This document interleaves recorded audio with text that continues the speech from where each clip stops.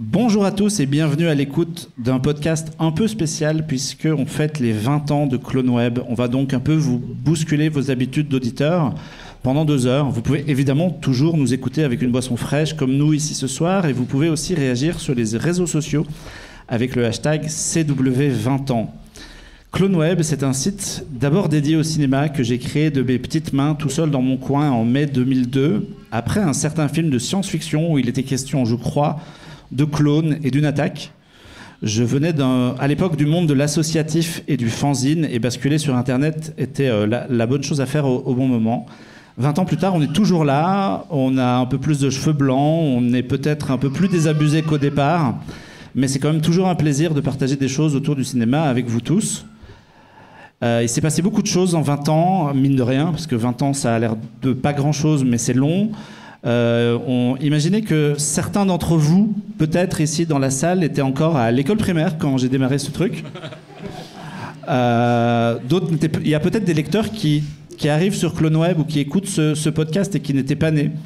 Et il y a quelques jours, j'ai reçu un message par Instagram de Feriel, la fille de Guillaume, qui est au bout de cette table, pour nous souhaiter une bonne émission. Et moi, je me souviens du jour de sa naissance où typiquement Guillaume est arrivé sur les réseaux de CloneWeb et nous a dit hey, j'ai eu une fille, elle s'appelle Feriel.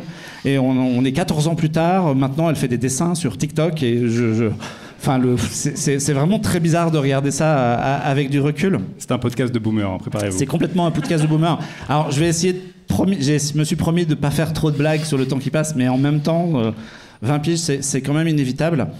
CloneWeb, c'est évidemment plus que des images qui bougent, parce que j'ai toujours pensé que le site avait été un catalyseur pour pas mal de gens qui sont dans cette salle, que le site avait aidé à faire des rencontres, que de ces rencontres sont nées des histoires, et peut-être que si on n'avait pas été là, peut-être que si on n'avait pas écrit toutes nos bêtises, certains d'entre vous seraient peut-être partis dans d'autres directions, et peut-être que la vie aurait été différente pour eux, et ça me touche vachement. Je vais pas citer les gens qui se reconnaîtront peut-être, mais je pense à eux.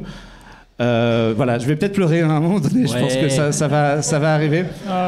Et puis il y a un truc aussi, c'est que je dis, voilà, si certains d'entre vous ont été marqués par le site, c'est aussi parce qu'on enregistre en public.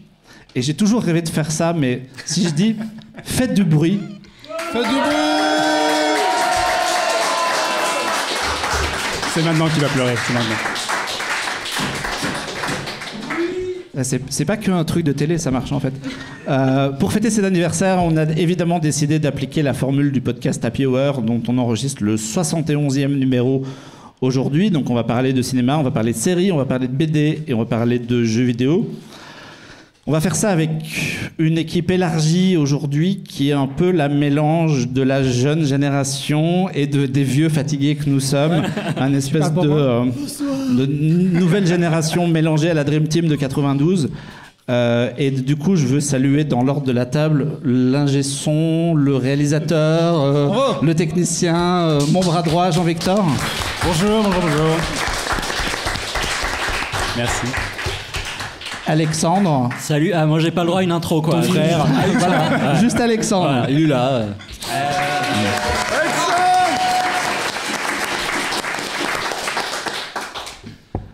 Amandine, qui pour le coup était, je crois, vraiment à l'école primaire quand on a démarré.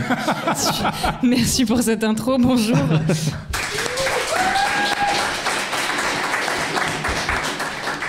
Le professeur Xavier de l'émission, Mathieu. Bonsoir. Waouh, direct. Je n'étais pas à l'école primaire à ce moment-là. Et notre patriarche à tous, qui est venu spécialement de Toulouse, le doyen. Le père Fouras de CloneWeb. Notre père, Guillaume. Bonsoir. Et on sera rejoint en cours d'émission par Basile pour parler de bande dessinée et pour conclure.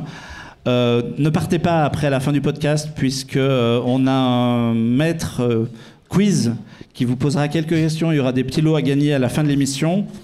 J'ai demandé à tout le monde de réfléchir à des sujets, comme sur le principe de Happy Hour, des sujets qui les ont marqués pendant ces 20 dernières années. Quelles sont les œuvres de cinéma, de séries qui les ont touchés. Je voulais qu'on sorte un peu des terrains connus qui étaient Mad Max, Fury Road ou Avatar. On va évoquer des choses qui nous ont marqués, nous, qui sont peut-être pas forcément les plus évidentes, mais c'est des choses et des gens qu'on aime. Et puis voilà, on est content de partager cette émission avec vous. Et Jean-Victor. Joyeux anniversaire. Joyeux anniversaire. Joyeux anniversaire, Claude Web. Joyeux anniversaire. C'est la fin de ce podcast, merci à tous. Et il ne pleure toujours pas. Non. C'est bon, tu Et peux il a pris un reprendre shot, quand même. le cours de ton existence. Comme On l'a perturbé. On l'a perdu, ouais. comme quand même la base de CloneWeb, c'est le cinéma. On va commencer par ça. Et avec toi, Jean-Victor, tu as Oui, la tout lourde à fait. tâche de parler en public en premier. Vous voyez ce que Marc m'a dit, donc il faut parler d'un truc marquant de ces 20 dernières années, et il ne faut pas parler de Mad Max Fury Road, ce qui est quand même compliqué parce qu'en plus aujourd'hui on fête les 7 ans de la sortie de Mad Max, et on n'a pas le droit. Et le prochain est en tournage. Et le prochain a commencé son tournage, et on pourrait en plus. Il m'a dit pas Avatar, alors que moi j'étais vachement chaud pour parler du teaser de Avatar 2. Je sais pas si tout le monde l'a vu ici, mais bon, c'est beau. Alors je pense qu'on peut dire que c'est beau. Donc je me suis dit, on va essayer de trouver un sujet cinéma un peu marrant et un peu marquant, effectivement. Alors le problème, c'est que ça n'a pas marqué beaucoup de gens en Occident, parce que je vais parler de cinéma indien. Je me suis dit, il faut qu'on essaie de trouver, c'est toujours marrant, on a souvent cette discussion, quels sont les réalisateurs qui sont nés sur ces 20 dernières années ou ces 10 dernières années, qui nous ont marqués et dont on attend les films, etc. Et en essayant de fouiller, alors évidemment il y a des évidences pour pas mal de gens comme Christopher Nolan ou Denis Villeneuve. Personnellement, c'est pas trop ma tasse de thé, c'est pas trop la tasse de thé autour de cette table. Et je me suis dit, attends, c'est quoi les mecs qu'on suit, que j'ai commencé à suivre tout seul, mais j'essaie de mettre des gens un petit peu dans mon clan au fur et à mesure, et ça commence à marcher. Et je me suis dit, voilà, c'est qui les réals qu'on suit depuis ces dernières années qui nous font un petit peu triper. Et en réfléchissant, en fait, il y a une évidence qui m'est apparue, d'autant plus que son dernier film est sorti il y a quelques mois, il y a 2 mois précisément, et que c'est une séance de cinéma qu'on a fait avec Alexandre, et j'ai traîné Alexandre qui ne savait pas du tout où il mettait les pieds. C'était beau, je m'en souviens Et il s'est encore. retrouvé dans une salle d'Indiens complètement furax qui hurlait Wouah comme ça pendant le film et qui dansait dans la salle. Enfin, c'était n'importe quoi. Et je me suis dit, ouais, on tient peut-être un truc. Donc, je vais vous parler d'un monsieur qui s'appelle SS Rajamouli. Alors, là, voilà, bravo, bah ouais. Un mec important. Comme ça vous dit peut-être rien, mais le monsieur en fait est responsable de deux des plus gros succès du cinéma indien, des trucs qui au box-office mondial font 250 millions de dollars, etc. Donc un mec qui pèse dans le milieu. Et en fait, je me suis dit, je vais revenir aux sources, je vais revenir avec le premier film que j'ai vu de lui qui a marqué, enfin qui est vraiment le film qui l'a fait exploser sur la scène internationale. C'est un film qui s'appelle Iga, qui est sorti en 2012, et c'est un film qui a fait beaucoup parler de lui parce que son pitch est absolument hallucinant. Et en fait, ça fait 10 ans que le film est sorti, ça fait 10 ans que j'aime bien raconter le pitch aux gens, et qu'en tout cas, c'est toujours devenu une blague en mode « Ah oui, c'est comme dans ce film, Iga, là, le truc indien, je sais pas si t'as vu, bah oui, je l'ai vu, c'est vachement bien. » Donc Iga, pour situer un petit peu le truc, ça commence pendant une demi-heure, d'ailleurs, on va pouvoir en parler avec Guillaume, à qui je l'ai montré récemment, et qui m'a dit « C'est compliqué ton truc pendant une demi-heure », et je l'avais prévu, je dis « Passe la première demi-heure ». Et pourquoi ? Parce que la première demi-heure, c'est une espèce de comédie romantique, où on démarre sur un personnage... de mascu toxique absolument infâme qui est sur un stand de balle trap et qui voit une nana qui tire au balle trap, et évidemment il pense que les femmes ne savent pas tirer au fusil, donc il arrive, il l'approche, il enlace, on est complètement dans le hashtag MeToo, et donc on a ce personnage là en première scène et on se dit ok, ce film est très étrange, et on se rend compte après que c'est le méchant, parce qu'en réalité le pitch du film c'est qu'on va suivre un monsieur qui vient lui du bas peuple, parce que le personnage qu'on a commencé à voir c'est en fait un mafieux qui a un empire immobilier et qui n'a pas des pratiques tout à fait raisonnables.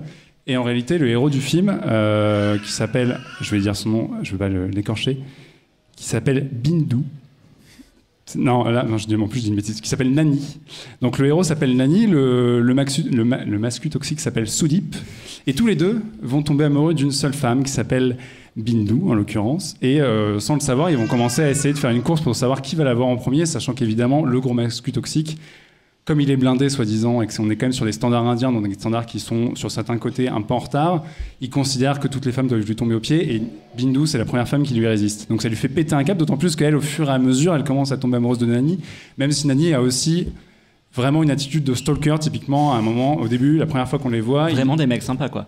Vraiment des mecs sympas. Au début, ils ont une coupure d'électricité dans leur quartier, et lui, il monte sur le toit d'en face, il prend une antenne parabolique, il met de l'alu dessus, il met une torche, et il y a un énorme faisceau lumineux qui traverse tout le quartier, comme si c'était le projecteur de Batman, juste pour l'éclairer, elle, dans sa chambre, en train de faire des petites sculptures, et il se rend pas compte que c'est un peu étrange de faire ça, et elle ferme tout de suite ses rideaux, et il dit ouais, elle ferme ses rideaux à mon amour parce qu'elle en peut plus, et t'es là, non, juste mec, t'es un gros stalker, c'est extrêmement étrange ce que t'es en train de faire.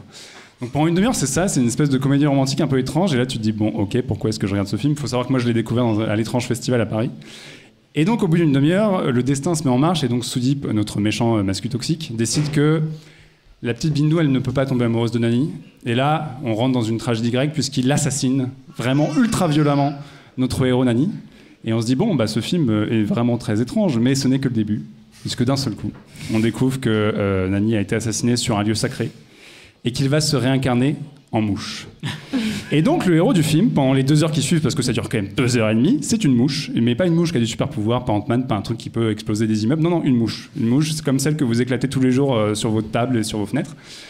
Et donc le héros du film, d'un seul coup, est une mouche qui, très vite, va se retrouver face à ce méchant, et toute sa mémoire va lui revenir, et donc cette mouche va décider de se venger.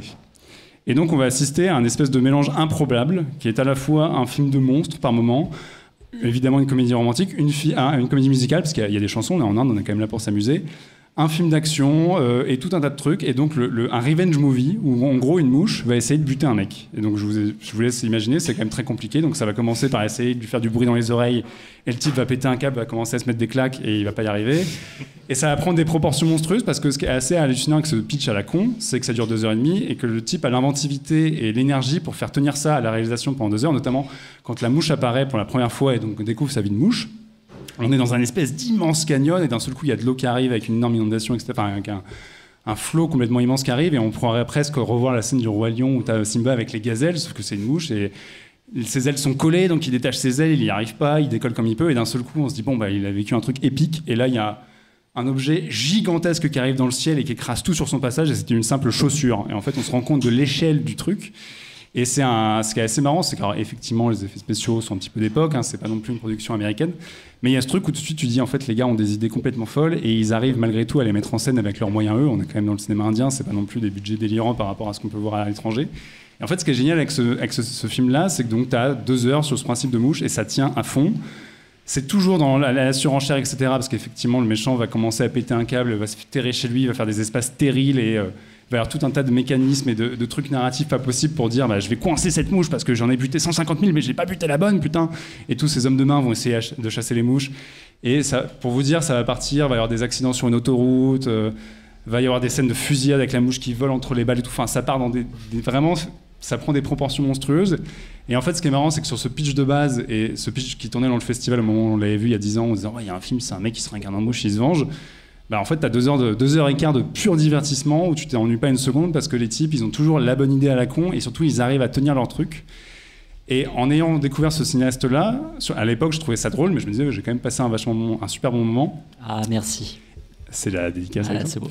Et par la suite, en fait, tous les films qu'il a fait, à savoir les 2 Bahubali, où en gros, il fait un espèce de Moïse dans une Inde fantasmée, et le film qui est sorti cette année qui s'appelle RRR, et non, ce n'est pas un film de Alain Chabat, qui est l'histoire de 2 hommes qui tout lient mais tout désunis en même temps dans l'Inde de 1920 sous le colonialisme britannique.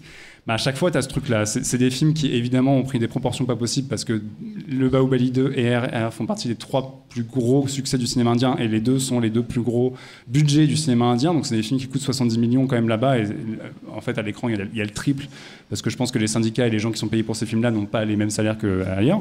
Mais c'est devenu des succès populaires, et pour une simple et bonne raison, c'est que ce réel, en fait, est empreint d'une générosité absolue. Il y a une emphase dans la réal, une envie d'en faire toujours plus, et de vraiment en donner pour son argent aux spectateurs.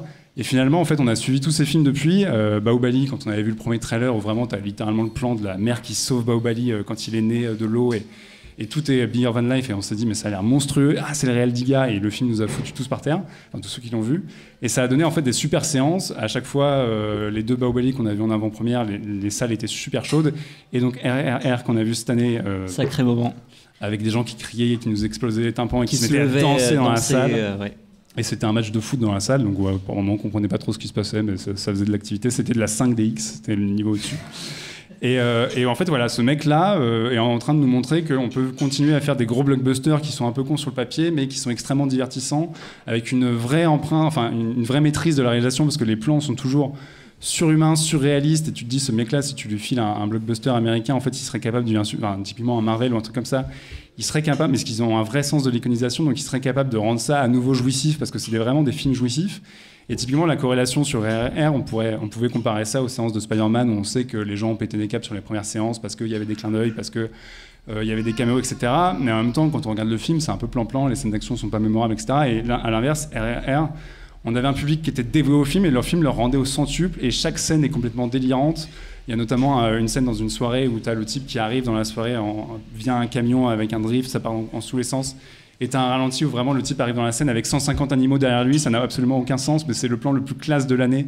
Et peut-être que même James Cameron n'arrivera pas à faire mieux que ça. Et donc vraiment, en fait, c'est un cinéaste qui est ultra euphorisant, ultra galvanisant. Et en partant d'une blague sur un... Parce que alors déjà, il faut le dire, Iga, c'est son 9e film. Et c'est un type qui a vraiment commencé au début des années 2000, qui a commencé notamment à la télé indienne, etc. Mais qui a petit à petit gagné ses galons et qui est devenu un petit peu le fer de lance du cinéma indien, plus gros budget que jamais, etc. Mais c'est mérité parce que c'est un film c'est des films qui sont extrêmement divertissants. Et en plus, Bahubali, les deux sont sortis sur Netflix, donc ça a permis à un nouveau public de découvrir ces films. Iga était pendant un moment présent sur Netflix, malheureusement ce n'est plus le cas, donc je pense qu'il ne nous écoute pas, mais si jamais Netflix nous écoute, mettez Iga à nouveau parce que vraiment c'est un film génial. J'espère que Netflix nous écoute. Oui, j'espère bien. Hein. On les cite tous les mois. La minute toum. Et donc voilà, que vous dire, je sais que Guillaume m'a dit c'est du cinéma de la surcouche. Et je t'ai demandé de me décrire parce que je n'avais pas compris. Mais parce que oui, on croit qu'on a atteint un sommet et en fait non.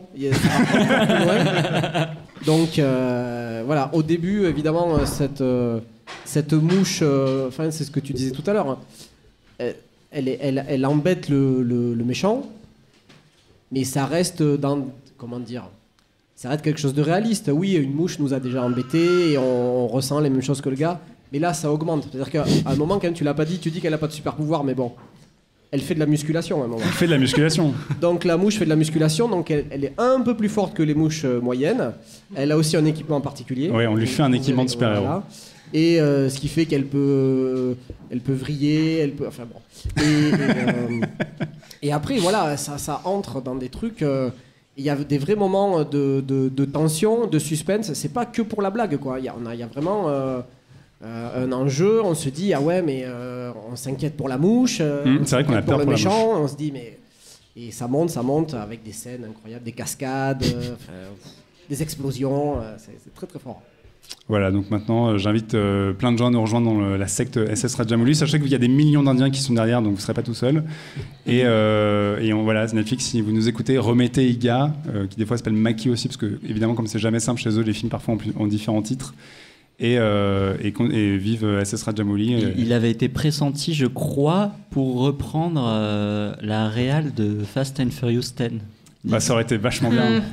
Voilà. Je pense qu'il n'y a que lui qui peut mettre Vin Diesel à terre, donc ça aurait été bien.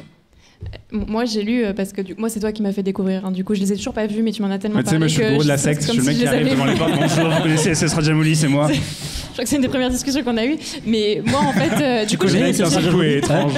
Mais du coup j'ai regardé que le thriller, donc parce que j'ai pas eu le temps de le regarder, mais effectivement la mouche, le pentacle, le faucon, enfin la comédie romantique, il y avait déjà beaucoup de choses, mais surtout j'ai trouvé un truc et je sais pas si c'est vrai ou pas. Que apparemment ça partait d'une blague, mais surtout que le premier scénario, la première idée, c'était que ça se passe en Amérique en année 1800 et qu'en fait c'était un jeune garçon afro-américain qui voulait sauver sa famille de l'esclavage et qui se faisait tuer et se réincarner en mouche. Ouais, je pense que là ils se sont confrontés aux producteurs indiens qui ont dit calmez-vous. Je pense que ça partait un petit peu mal, mais ça m'a bien fait rigoler. Mais non, pour le coup, c'est un scénario qui date des années, du début des années 2000, parce que en fait, SS Rajamouli, je l'ai pas dit, mais c'est quelqu'un qui est né dans une famille de cinéma. Son père est scénariste, son frère est acteur, il a un cousin qui est production designer. Enfin, c'est un mec qui a vraiment grandi là-dedans. Et effectivement, c'était une blague avec son père scénariste. Où son père lui disait, t'imagines, on ferait un film où c'est une mouche qui se venge. Ce serait complètement con. Et évidemment, son fils s'est dit, papa, je vais te rendre fier et je vais faire ce film. Et donc voilà. On sait où Dupieux a puisé son inspiration, quoi.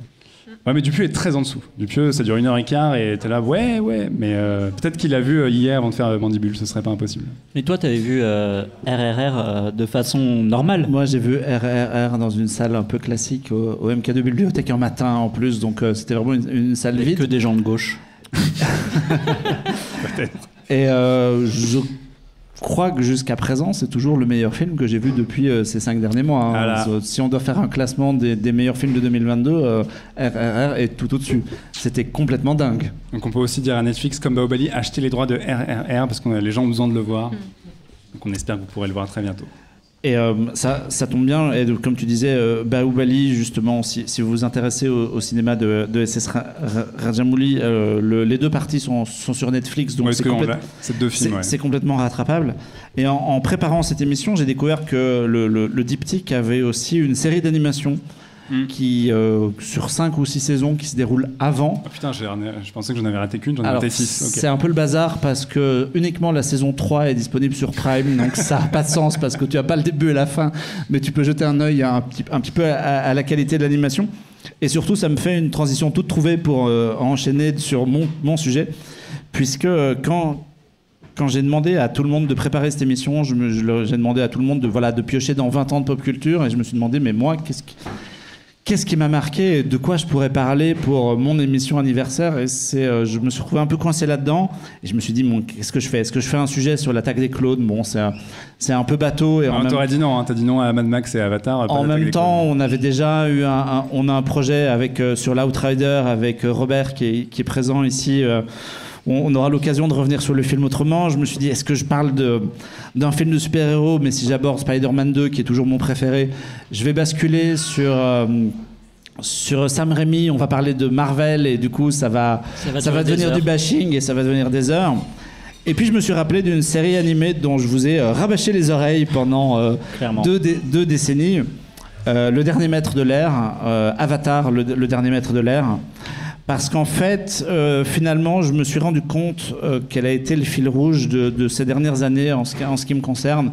Alors, j'ai eu la chance de croiser, notamment au Festival d'Annecy, plusieurs des réalisateurs qui ont contribué à cette série d'animation. Et ça me semblait, du coup, le sujet tout trouvé pour en reparler, et aussi pour évoquer un petit peu que sont devenus tous les gens qui ont travaillé sur cette série. D'ailleurs, je me demandais aussi qui dans cette salle, puisqu'on est du coup en public, regarde encore des séries d'animation le dimanche matin. Il n'y a que toi, Marc. Il y a 5-6 personnes quand même. Il y a un petit peu plus. Ouais. Il y a encore des gens qui regardent le dessin animé le dimanche. Dénoncez-vous. Oui, mais Mathieu, toi, ça compte pas. Oui, alors regarde Peppa Pig, ça les gens qui regardent la Patte Patrouille, c'est. Qui regarde Peppa Pig vraiment au premier degré. Ne spoil pas mon sujet, s'il te plaît. Du coup, moi, je vais vous parler du dernier maître de l'air. Je vais pas appeler ça Avatar parce que tout le monde va penser au film de James Cameron et on va jamais s'en sortir, surtout avec la voix de l'eau qui arrive bientôt. Le dernier maître de l'air, c'est une série d'animation qui date de 2005, donc il y a 17 ans, mine de rien. C'est 61 épisodes créés par deux mecs qui s'appellent Michael Dante DiMartino et Brian Konietzko. Et pour vous la pitcher brièvement, ça raconte l'histoire, ça se passe dans un univers où il y a quatre peuples qui sont définis par leur pouvoir basé sur les éléments, donc l'air, le feu, la terre et l'eau. Et il y a au milieu de ce peuple un élu, l'avatar, qui se réincarne pour chaque génération et qui est le seul à maîtriser les 4 pouvoirs en même temps. Ça lui permet d'être une sorte de super-héros et ça lui permet de maintenir la paix dans un royaume où les oppositions sont fréquentes. Sauf que la série animée démarre alors que l'avatar du moment, Aang, a disparu depuis 1 siècle. Et pendant 100 ans, l'univers s'est retrouvé sans cet élu et a vécu sa petite vie. Et du coup, un dictateur a commencé à poser ses pions. Et la série, du coup, va se dérouler quand Aang réapparaît, retrouve la vie, et quand il rencontre un groupe d'adolescents, et tous ensemble, ils vont à la fois d'abord se lancer dans une quête qui est censée lui permettre à lui de retrouver les 4 pouvoirs et de devenir l'élu, et en même temps de faire face à l'adversité. Ce qui est super intéressant dans le dernier maître de l'air, c'est les influences, puisque évidemment, quand Konietzko et DiMartino ont créé la série, ils sont allés piocher vachement dans la culture asiatique pour les combats, pour l'influence, pour la musique. Ils sont allés chercher des idées chez Miyazaki, ils ont regardé Cowboy Bebop. Mais en avançant dans le développement, ils ont aussi créé une des premières séries animées inclusives. Et même surtout avec sa suite, ils sont allés vraiment chercher des minorités, puisque les différentes cultures sont des cultures extérieures. Le peuple de l'eau, ça correspondrait à peu près aux gens qui vivent au-delà du cercle polaire chez nous. Il y a vraiment des choses hyper intéressantes, et on est 17 ans en arrière. Alors, évidemment, moi j'adore la série, sinon je vous en parlerai pas. J'adore son animation, j'adore son écriture, et je trouve aussi que moi qui regarde des dessins animés le dimanche matin, donc je suis toujours en quête d'une série d'animation qui soit regardable à la fois par par les enfants et les adultes et qui est assez de niveau de lecture. Et finalement, des séries animées comme ça, peut-être dans l'animation japonaise, il y a beaucoup de choses, mais de l'autre côté de l'océan Pacifique, il y a moins de trucs et il faut aller chercher la série animée Batman ou Spectacular Spider-Man pour retrouver ce ressenti. C'est assez intéressant que tu parles de ça parce que justement, moi je me souviens, j'ai un souvenir très précis de cette série que j'ai découvert et fait découvrir à l'époque où j'étais au lycée et où je faisais du babysitting et où je l'ai montré à des jeunes enfants. Je l'ai montré à des jeunes enfants. Spoiler. Qui avaient entre, je pense, 8 et 12 ans et qui tous les mois me disaient Avatar, où est-ce qu'on en est et tout. Donc, et moi, je kiffais autant qu'eux, quoi. Donc, c'est assez intéressant. Voilà. Et les plus de 60 épisodes de la série ont donné quelques années plus tard lieu à un spin-off qui s'appelle La légende de Korra en bon français, qui est sur l'incarnation suivante et qui se trouve être une des premières séries d'animation à avoir un personnage LGBT. Ça m'a vachement intéressé de voir que même si ça a surpris tout le monde, parce qu'en fait c'est quasiment la révélation finale du dernier épisode où l'héroïne part non pas avec un garçon mais avec une fille, mais c'était pas du tout un truc forcé. Si vous l'avez pas vu, il vous spoil, c'est vraiment cool. Oui, j'ai spoilé un petit truc de la fin. C'est pas du tout un truc forcé qui aurait été inclus dans l'épisode final pour faire de la représentativité.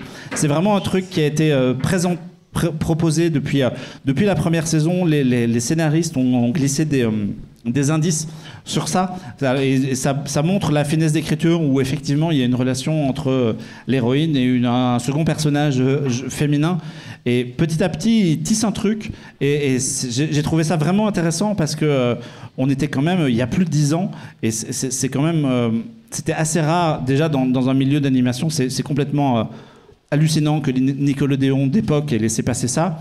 Et finalement, ça a fonctionné, et ça a même donné une suite en il y a des gens qui passent devant la table. Il y a des gens qui passent devant nous.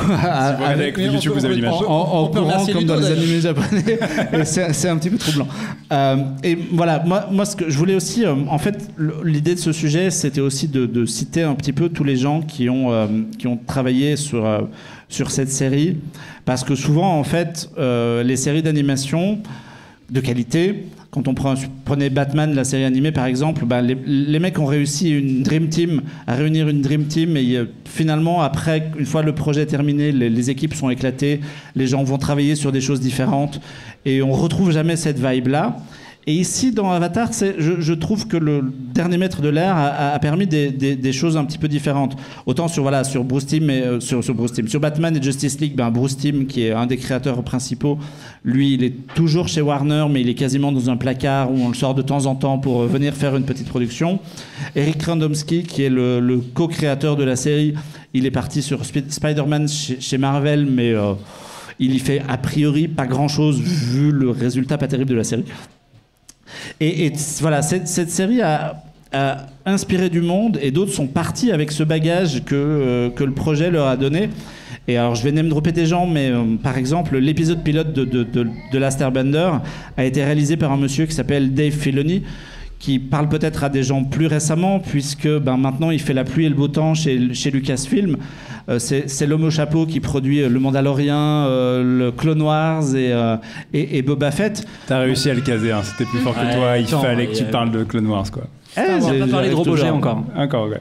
Il faut penser aussi que, au-delà de Filoni, quand M. Night Shyamalan, qui est quand même pas un petit réalisateur, a découvert la série en la regardant avec ses enfants, et s'est dit hey, mais si j'en achetais les droits pour en faire un truc. Alors ça c'est pas le meilleur côté, mais truc. Le résultat est ne faites pas ça chez vous. Ouais.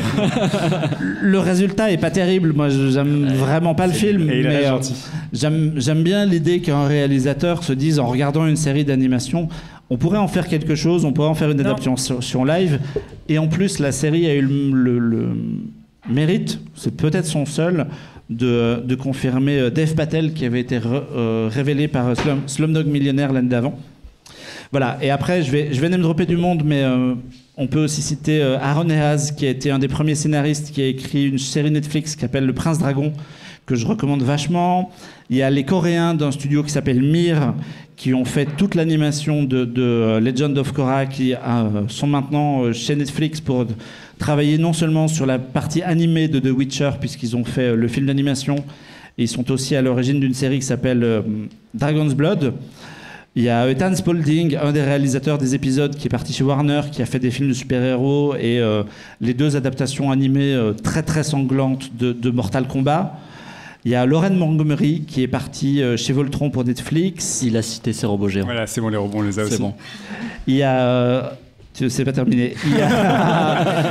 Il y a Tim Hedrick, que j'avais eu la chance de rencontrer à Annecy il y a 2-3 ans, qui est parti développer pour Netflix aussi une série basée sur la franchise Fast and Furious. La meilleure. Et qui, mine de rien, n'est pas une série d'animation ratée. C'est même plutôt sympa à regarder. Est-ce que tu es en train de dire que c'est mieux que les derniers films? Si vous avez l'occasion, le dimanche matin, exactement. En slip. Et puis je voulais conclure sur Joaquim Dos Santos, qui est parti sur Legend of Korra et qui maintenant est désormais aux manettes de la suite de Spider-Verse. Donc on est quand même sur des pointures. Et si je voulais citer aussi tous ces gens, c'est parce qu'en fait, ce sont des noms que je considère être dans l'ombre, que vous ici autour de cette table, ça vous parle pas forcément. Et il y a 2 ans, pendant le Covid, j'avais fait des petites interviews par Skype, un peu dans le contexte d'Annecy, et j'avais eu la chance de parler à Ethan Spalding, qui est un des réalisateurs d'Avatar, qui travaille désormais chez DC Comics. Et il m'avait dit, pendant cette interview par Skype, hyper gentil, vraiment, le gars était hyper agréable, il m'avait dit, mais personne ne sait qui je suis, pourquoi vous m'interviewez? Et je lui ai dit, mais... Enfin, vous avez fait Avatar, vous avez fait 40 000 choses chez DC Comics, vous êtes un réalisateur, pour moi, vous êtes aussi important qu'un Zack Snyder ou... Super le compliment, merci. Bah, le mec a coupé Skype direct. Ou qu'un réalisateur chez Marvel. Et je trouve dommage que ces noms-là ne soient pas davantage mis en lumière. Voilà, typiquement Spalding, avec qui j'ai eu la chance de parler et qui en plus, par la force des choses, est un peu devenu un copain, puisque on discute encore de temps en temps. C'est complètement quelqu'un qui a forgé une partie de ma culture actuelle grâce à ce que lui a fait. Et je trouve ça très dommage qu'en fait les gens ne s'intéressent pas à ça, comme si l'animation c'était un truc lambda et que le réalisateur d'un film d'animation c'était plus quelqu'un qu'on avait envie de citer.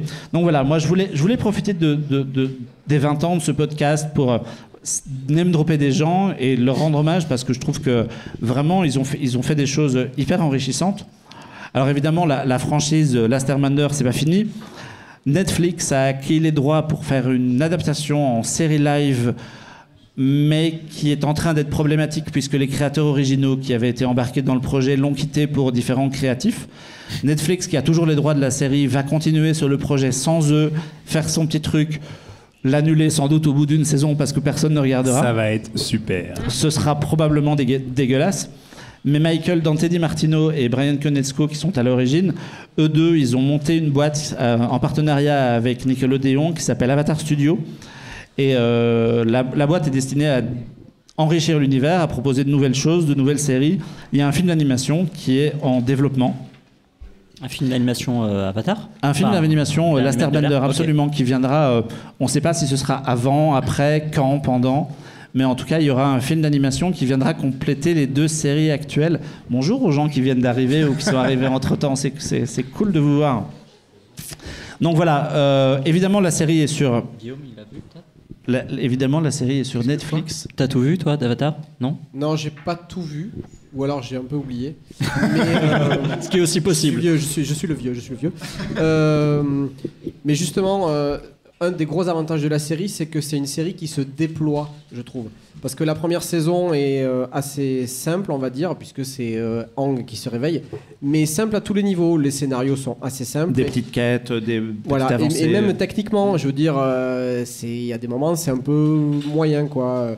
Il n'y a pas une full animation, enfin bon bref, il n'y a pas de toute façon de full animation, mais c'est un peu saccadé, je trouve. Et plus la série avance, et plus elle se complexifie, elle se densifie, et ça veut dire que voilà, la série grandit avec ses spectateurs, quoi. Parce qu'au départ, c'est quand même une série jeunesse, hein, même si je suis d'accord avec Marc, c'est pour tous les publics. Mais vraiment, ça prend pas les enfants pour des imbéciles, et ça les fait grandir, et enfin voilà, ils grandissent avec la série.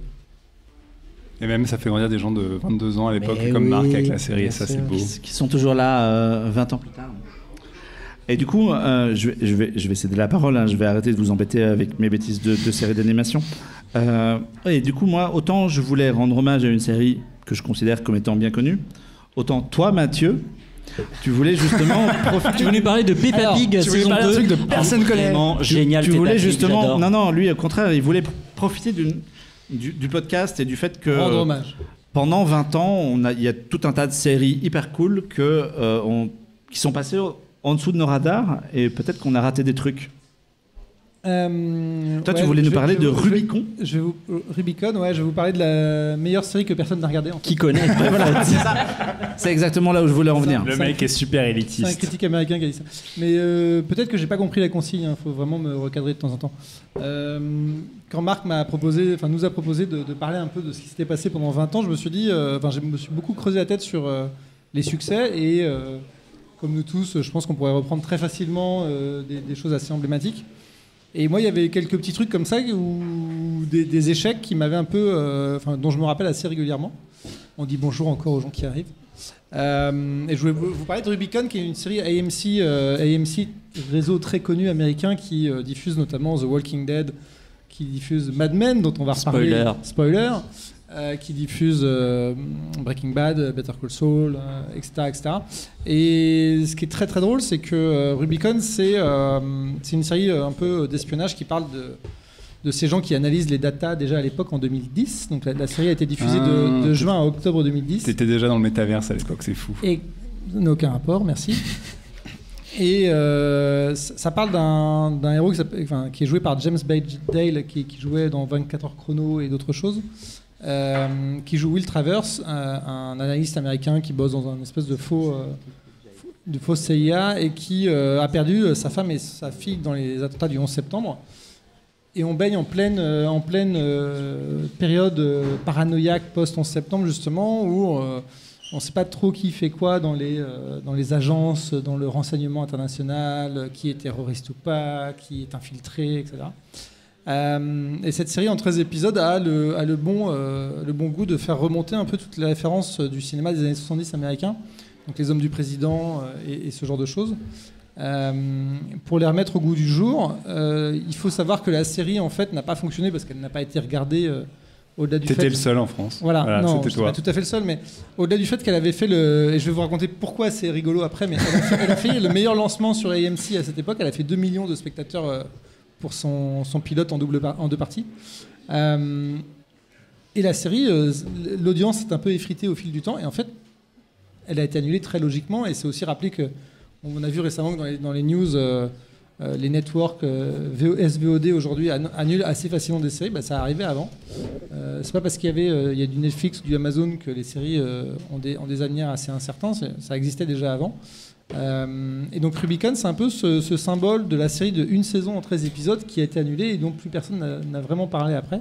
Alors qu'en fait, la saison est assez avant-gardiste dans ses thématiques. Elle s'inscrit dans une espèce de temporalité un peu bizarre où 24 heures chrono, justement, s'était arrêté juste avant ou juste pendant. La même année, en 2010, la 8e saison venait de s'arrêter. Et Homeland, qui reprenait aussi un peu les mêmes thématiques, démarrait juste après. Donc on peut... envisager quelque part que c'était un peu vraiment les 6 mauvais mois où il fallait pas lancer ce genre de truc parce que et ils sont tombés à pic. Entre 2 gros hits de la télévision américaine, Rubicon était arrivé juste comme ça, pouf, sur un registre un peu moins action, un peu plus conspiration, vraiment paranoïaque. Et c'est ça qui est assez extraordinaire, c'est que ce qui pour moi reste quand même une saison assez extraordinaire, n'a pas fonctionné. Voilà, j'aimerais bien rappeler aujourd'hui les gens qui sont tombés au combat. J'ai pas trop compris de quoi ça parlait. C'est un analyste qui est un peu dans une agence à la CIA, dans une espèce de think tank américain à New York, et qui analyse des informations pour dire justement au FBI ou à la CIA s'il y a une menace ou pas terroriste. Et du coup, il y a un fil rouge, je suppose. Alors le fil rouge, c'est que son boss se fait tuer dans le premier épisode et que du coup, voilà. Conspiration, qui fait quoi, est-ce que son boss était gentil, méchant, etc. Est-ce qu'il était vacciné, tout ça. Et avec tout le background vraiment du 11 septembre et de toute cette mythologie américaine dont 24 heures chrono s'était emparé beaucoup plus tôt sur le registre de l'action, mais 24 heures chrono, il faut rappeler que la première saison avait démarré alors que le 11 septembre, a été diffusée juste après le 11 septembre, donc la série avait été commandée avant le 11 septembre. Rubicon, ça baignait vraiment là-dedans, quoi. C'était juste 2-3 ans avant avant que Ben Laden tombe. Enfin voilà, c'était dans un registre très concret et pourtant, peu de gens s'y sont intéressés. Du coup, ouais, on est sur un espèce de thriller paranoïaque qu'on pourrait rapprocher de New York, de Mr. Robot avec des gens en récemment, costume, un truc comme ça, quoi. Voilà, exactement. Et Ok. c'est très étrange de voir que cette série, qui malgré tout était très bien faite, n'a pas rencontré son public, quoi. Donc je voulais Rendre hommage. C'est beau, c'est beau. Voilà. Beau Et on geste. rappelle que Beau AMC, geste. on en reparlera tout à l'heure, a produit de nombreux hits, mais celui-là n'a pas E-Series. fait. Et voilà. Et on a perdu Marc. Marc est en train de dire Marc bonjour à dit tout le monde. bonjour à des gens. En termes de gestion de podcast, Il y a, Voilà, il y a vous des avez gens le- qui vous avez rentrent le dans pouvoir cette de salle perturber puisqu'on enregistre un podcast en public et du coup je suis perturbé. Mais ça va aller. Ah oui, j'ai cherché, j'ai cherché si la série était toujours disponible de manière ça va bien légale. se passer. Je n'ai Elle pas est, vérifié. elle cette est en information. achat sur Apple. Elle Tu est, peux l'acheter elle est en disponible sur Apple TV pour 7 euros pour simplement l'intégralité de la saison. Donc je trouvais que c'était Pas cher. ça fait 1 euro l'épisode quasiment, donc c'est quand même un truc un peu plus raisonnable. Et si vous n'êtes pas satisfait, Mathieu vous rembourse. Voilà, C'est exactement. l'opération pour les 20 ans de Clone Web. Contactez-moi en direct. Envoyez un message privé sur le Envoyez vos compte rimes. de Happy Hour à Mathieu, il vous rembourse votre achat. Moi j'aime vachement James Badgel, je trouve que c'est un acteur complètement sous-estimé, Sous-estimé et qui est passé Ouais. chez Michael Bay aussi un peu. Et... complètement des seconds rôles. On va reparler puisque c'est à moi d'enchaîner et que je suis complètement perdu. On reparlera de séries avec Alexandre juste après, mais depuis quelques années sur Clone Web, il y a un jeune homme qui parle de bande dessinée. Oui. C'est à toi que je fais référence. Tu vas régulièrement au festival d'Angoulême, tu as multiplié les chroniques chez nous, et du coup, quand je t'ai sollicité pour ce podcast, je t'ai imposé la BD en me disant c'est pas possible, tu es obligé de parler de BD et je veux qu'on cale un sujet BD. Et tu m'as dit que c'était globalement assez compliqué de choper une œuvre en particulier et de s'arrêter sur un tome de BD en particulier, mais que c'était peut-être l'occasion de revenir un petit peu sur une thématique plus globale qui a traversé ces 20 dernières années, à savoir la montée en puissance des auteurs. Oui, exactement. Alors, C'est-à-dire- attendez, je tiens à dire qu'on n'était pas au courant de cette imposition et qu'on se désolidarise complètement de cette tendance un peu. Ah oui, c'était. Alors, mais c'est- il y a- Voilà, Clone Web, c'est une démocratie avant tout. il y a que- il y a voilà. que Guillaume qui a été Si tu imposé veux tout là-dessus. savoir, en fait, au départ, Marc m'a dit quel est le truc qui t'a marqué dans ces 20 dernières années. Et moi, j'ai dit clairement, c'est le piment d'Espelette. C'est vrai. Clone Web. Bien sûr, le piment d'Espelette, tu peux en C'est mettre vrai. partout. Ça, tu vois, ça Ouais, ça rehausse donne du le goût, plat ouais. sans C'est vrai. piquer. Moi, c'est le truc des 20 dernières années. C'est Ça, le et master alors- food trick. Il va en parler pendant 20 minutes. Voilà. En C'est plus- parti. En plus, toi, t'habites Toulouse, donc tu peux Mais quasiment voilà. aller chercher le Et piment donc, d'Espelette je sur sais place. Produit lui-même. Je me suis dit, écoute, accent du sud-ouest, on y va, on va parler de bouffe. Voilà, le piment d'Espelette et la burrata, et voilà. Et Marc t'a dit bof. Et Marc il a dit ah mais c'est l'album de qui? Non bref. Et non effectivement moi j'essaie de trouver un titre sur les 20 dernières années et ça a été très très difficile. Il faut dire que le marché de la BD a explosé ces dernières années. On parlait déjà de surproduction il y a 20 ans, bon ça n'a pas baissé depuis. Donc c'était dur de trouver une série ou un album marquant. Et en revanche Mais tu l'as fait. mais non. T'as trouvé un créneau. Mais non Oui. c'est pas ça, c'est-à-dire que Il a trouvé un T'as angle. trouvé un angle. Oui. voilà, j'ai trouvé un angle. C'est-à-dire que dans mon petit brainstorming personnel, ce qui s'est passé, c'est que c'est surtout des noms d'auteurs qui apparaissaient dans ma tête. Et je me suis rendu compte que, en tout cas dans la BD adulte, ado-adulte, c'est davantage les auteurs qui ont pris la place des personnages. C'est-à-dire qu'autant il y a 30 ans, il y avait des séries comme, je sais pas, Largo Winch, ou bien... désolé. 13. Largo Winch 13 ou même Landfust ou enfin voilà il y avait plein de séries qui même on va dire jusqu'à Torgal qui pouvaient fédérer un large public. Aujourd'hui je trouve que quand on parle BD avec des adultes on va plutôt rapidement leur conseiller des noms d'auteurs plutôt que des noms de séries. Est-ce que tu as lu le dernier Fab Caro Désolé il y aura du name dropping aussi mais voilà donc Fab Caro, Bastien Vives, Frédéric Peters et du coup en élargissant comme ça un petit peu la réflexion, il y a aussi quelque chose qui s'est passé depuis 20 ans, c'est que les personnages du patrimoine franco-belge ont été traités un peu comme font les Américains avec leurs personnages, c'est-à-dire qu'on a proposé à d'autres auteurs que les auteurs traditionnels, classiques, de les reprendre. Chez Dupuis, il Il y a un collègue qui Est-ce qu'on pourrait applaudir, s'il vous plaît, Basile Bonsoir, Pégré qui Basile nous rejoint, Pégré dans la place. qui est tout à fait à l'heure, c'est parfait. Le dernier chroniqueur, un petit peu à la bourre. La ponctualité. On va parler, il est arrivé au bon sujet en tout de cas. papa. Voilà, c'est ça. Chez Dupuis, par exemple, ils ont lancé très tôt, enfin, ils ont proposé à des auteurs de faire leur version de Spirou.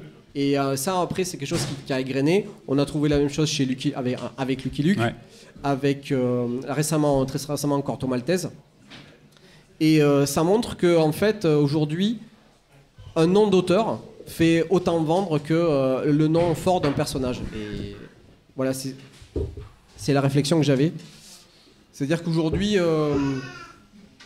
dans les 20 dernières années, il y a des noms qui ont émergé et qui sont même qui ont beaucoup plus de visibilité qu'avant. Je pense par exemple à Riyad Satouf, qui, après le gars est très très fort en marketing, mais vraiment quand il sort une BD maintenant, il est invité partout quoi. C'est quelque chose qu'on voyait pas avant. Après, vous allez me dire oui, mais il y a que lui. Bon, moi je me souviens d'avoir vu Manu Larsenet chez Laurent Ruquier par exemple. Parce que, À l'époque, Jadis. c'était dans les 20 dernières années. À l'époque de la télévision, vous vous souvenez de la télévision? Oui, bon, Si, d'accord, j'ai ok. Mais voilà. Après, je me suis penché sur. Enfin, je me suis penché. J'ai pensé au marché américain, qui est encore quand même un marché dominé par les personnages. Mais même là-bas, il y a des auteurs qui ont émergé. Tu vois, t'as Craig Thompson par exemple, où on se dit est-ce que t'as lu le dernier Craig Thompson et juste comme ça. C'est ça. Et puis, en fait, le marché américain est énormément dominé par les super-héros. Mais dans ces 20 dernières années, il y a quand même des auteurs qui ont réussi à tirer leur épingle du jeu, à proposer autre chose que du super-héros, et ça a marché, et ils ont pu essaimer. Donc, par exemple, Robert Kirkman avec Walking Dead, énorme réussite. Après, évidemment, le gars a pu faire plusieurs séries, dont du super-héros, je suis d'accord. Mais il a proposé d'autres choses. Là, cette dernière série, une série qui s'appelle Firepower, plus basée sur le kung-fu. Chris Samney. Cœur, pardon. Et puis il y avait aussi Invincible, oui voilà, Invincible, ça c'est du super-héros. Après, Mais j'allais dire, si on veut name dropper, il y a aussi Mark Millar qui a vendu, Exactement. qui a vendu fait un empire, quasiment ouais. son nom à Netflix Oui, d'ailleurs, c'est ça. qui participe au financement de ces BD. Ouais. Donc ça fait partie de ces noms qui émergent. Toi, si on devait retenir en franco-belge quelques exemples d'auteurs marquants comme ça en plus, si on devait name dropper des albums, tu dirais quoi? Moi je dirais Bastien Vives et sa troupe, on va dire. Bastien Vives et son orchestre. Donc Bastien Vives, c'est clair, tout le monde va citer, enfin on a déjà cité ici plusieurs fois Last Man, mais l'album qui vraiment l'a fait connaître, c'est Le Goût du Chlore. Moi, l'album qui m'a vraiment mis une claque, c'est Paulina, l'album sur la danse. Et là, je me suis dit, ah oui, le gars est très fort, quoi. Et donc voilà, Bastien Vives. Après, on pourrait dire aussi Mathieu Bonhomme. Non. Mathieu Bonhomme, ouais. Sur Lucky Luke quand même. Non, Il je a déconne. 2 albums sur Lucky Luke. 2 albums sur Lucky Luke. Et puis, il y avait Fabien Vellman et Johan, dans lesquels j'avais beaucoup d'espoir, mais qui ont repris Spirou, par exemple. Mais je trouve qu'ils sont pas à la hauteur du premier album qu'ils avaient fait, qui était vraiment super, qui s'appelait Les Géants Pétrifiés. Après, on leur a confié les rênes de la série mère. Moi, je trouve que c'est un petit peu en dessous. Et puis là, les gars s'éclatent sur Super Groom, une version super-héros de Spirou. Bon, c'est plus léger, quoi. Mais après, dans les auteurs à suivre, dans l'humour, il y a Fab Caro. Ouais. Voilà. Typiquement un bon exemple, puisque Fab Caro, tout le monde connaît Fab Caro. Achète le dernier Fab Caro, limite en s'en foutant du contenu, quoi. C'est Fab Exactement. Caro, donc on se dit que ça va être drôle et on y va. Donc là, les 2 derniers, en plus, il y a une actualité brûlante. Il a sorti un roman photo avec Éric Judor, qui s'appelle Guacamole Vaudou. Est-ce que tu le recommandes? Meilleur Parce que je titre sais que du tu l'as monde. lu. Alors, je l'ai lu, effectivement. Moi, je le recommande. Après, je préviens. Voilà. Moi, je suis amateur de romans photo parodiques, donc j'ai beaucoup aimé. On retrouve, en fait, dans cet album, le côté parodique de messages à caractère informatif. Ouais. Il y a plus un côté réussite en entreprise, grâce au vaudou. Et donc c'est pas mal, c'est très sympa. Et je recommande plus chaudement, mais je sais ce que vous allez dire, c'est pour les boomers, son dernier roman, le dernier roman de Fab Caro. Le Samouraï. Samouraï. Ouais, Est-ce qu'il y a Samouraï, des pardon. images? Non. Tu pourras pas le lire, Alex. Ah, t'inquiète. Désolé, merde, c'est je peux vrai, pas ça, lire. Je sors des limites de ma chronique, mais je l'ai lu dans le train en venant. Je me suis dit, je vais le commencer. Bon, j'ai tout lu, hein, voilà. J'ai tout lu en 4 heures. C'est très très bon, c'est très très drôle. Voilà, il est un très très bon raconteur d'histoire. C'est comme ça qu'il se définit de toute façon. Il se définit pas comme auteur de BD, il se définit comme raconteur d'histoire. Donc ça peut être de la BD, ça peut être du roman. Ouais, puis c'est quelqu'un qui a complètement outrepassé son cadre de base, parce que cette année on a eu le film Zai Zai Zai Zai, Oui. qui a été adapté dans 2 versions Il y a à eu le Paris. discours aussi. Il y a eu le discours aussi. Ouais. Enfin, c'est Le quelqu'un discours qui a qui a eu explosé. une chouette tout, pièce hein. de théâtre. Ouais, il y Son a premier beaucoup de choses. roman qui s'appelle Figurec va être adapté par Nicolas et Bruno, les gars qui faisaient Message à caractère informatique. Et qui avait fait une version de Zai Zai Zai Zai Voilà, sur scène ouais, aussi. Au Et puis il y a théâtre. aussi une pièce, je sais plus si c'est Moins qu'hier, plus que demain, sur Oui. Canal+. Oui, sur Canal+, il y a Des- un programme court en animation tiré de Open Bar et un programme court en live. Ouais. C'est Moins qu'hier, plus que demain. Moins qu'hier, ouais. Un peu scène de ménage, mais Un peu moins pire. Et c'est toi, pas ouf. Basile, en tant qu'éditeur, est-ce que tu sens qu'il y a un espèce de renouveau Oh, le mec met les pieds dans le plat Ouais, direct. il vient d'arriver, mais bon, le voilà. mec bonjour. arrive, Vas-y, éclaire-nous. Quelle pression. Un renouveau de quoi en fait? Non, mais pas un renouveau, mais plus une montée en qu'on va puissance s'ad- des auteurs par rapport aux albums. Est-ce que tu es d'accord avec Guillaume ou est-ce pas que du tu as tout l'impression dans ton travail que finalement maintenant on mise davantage sur les noms des gens plutôt que sur les noms des séries? Sur le marché franco-belge, oui, parce que de plus en plus la série à papa 48cc, donc couleur cartonnée, a du mal à se mettre en place. Donc les séries classiques, qu'on voyait beaucoup à la fin des années 80-90, qui ont connu un peu de crise au début des années 2000, continuent d'avoir du mal en fait à recruter un nouveau public. C'est un public vieillissant. Et pour Undertaker d'Horizon et Ralph Meyer qui marche vraiment bien, il y a beaucoup de séries qui se plantent en fait.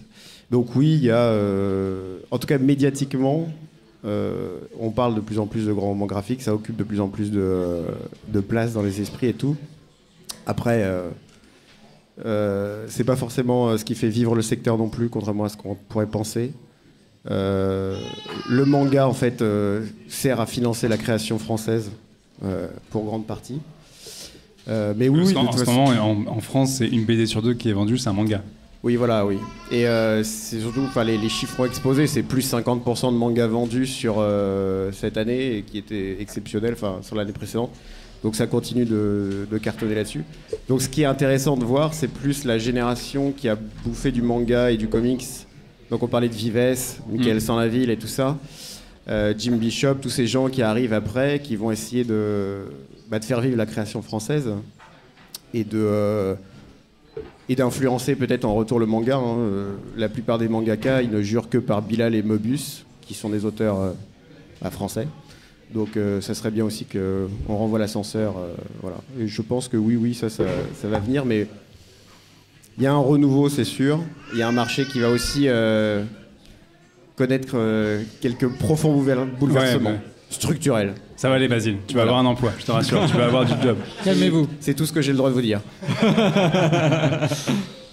Eh ben, écoutez, je trouve qu'on est pas mal sur le sujet. Vu que j'aime bien quand même qu'on cite des œuvres à l'unité dans ce podcast, si tu devais en retenir une seule, Guillaume, de tout ça, un album d'un auteur, L'auteur donc, qui que tu t'a as cité. tué. Ah oui, je suis désolé, je suis chiant, mais vas-y. Ouais, c'est ça. Ouais. Eh bien, je vais en dire 2. Oh. Et voilà, vous m'avez cherché, vous m'avez trouvé. Je dirais Gus de Christophe Blain. Ouais. Voilà. Qui a repris Blueberry aussi récemment, blablabla. Bon, bref. Ouais, donc tout se recoupe, hein. C'est Eh un oui, sujet bien sûr. intelligemment écrit. Non, Gus de Christophe Blain qui revisite le western et qui est tout à la fois, qui est un exemple de narration et de gestion des ellipses. C'est-à-dire qu'entre 2 cases, il peut se passer 10 000 trucs et on comprend quand même. Enfin, c'est très très très fort. Et je dirais Lupus de Frédéric Peters, voilà, qui est un auteur suisse, qui depuis a pris aussi beaucoup d'ampleur, mais Lupus c'est un de ses premiers travaux. Et il avait un autre style graphique à l'époque, qui a évolué, mais j'ai beaucoup d'affection pour ce style-là.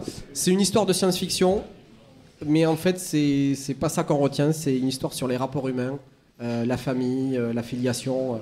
Voilà, donc je répète, c'est pas compliqué, ça finit par us.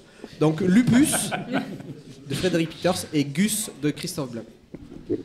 Et du coup, le piment d'Espelette. Et un peu de piment d'Espelette. Le piment d'Espelette, c'est ma passion.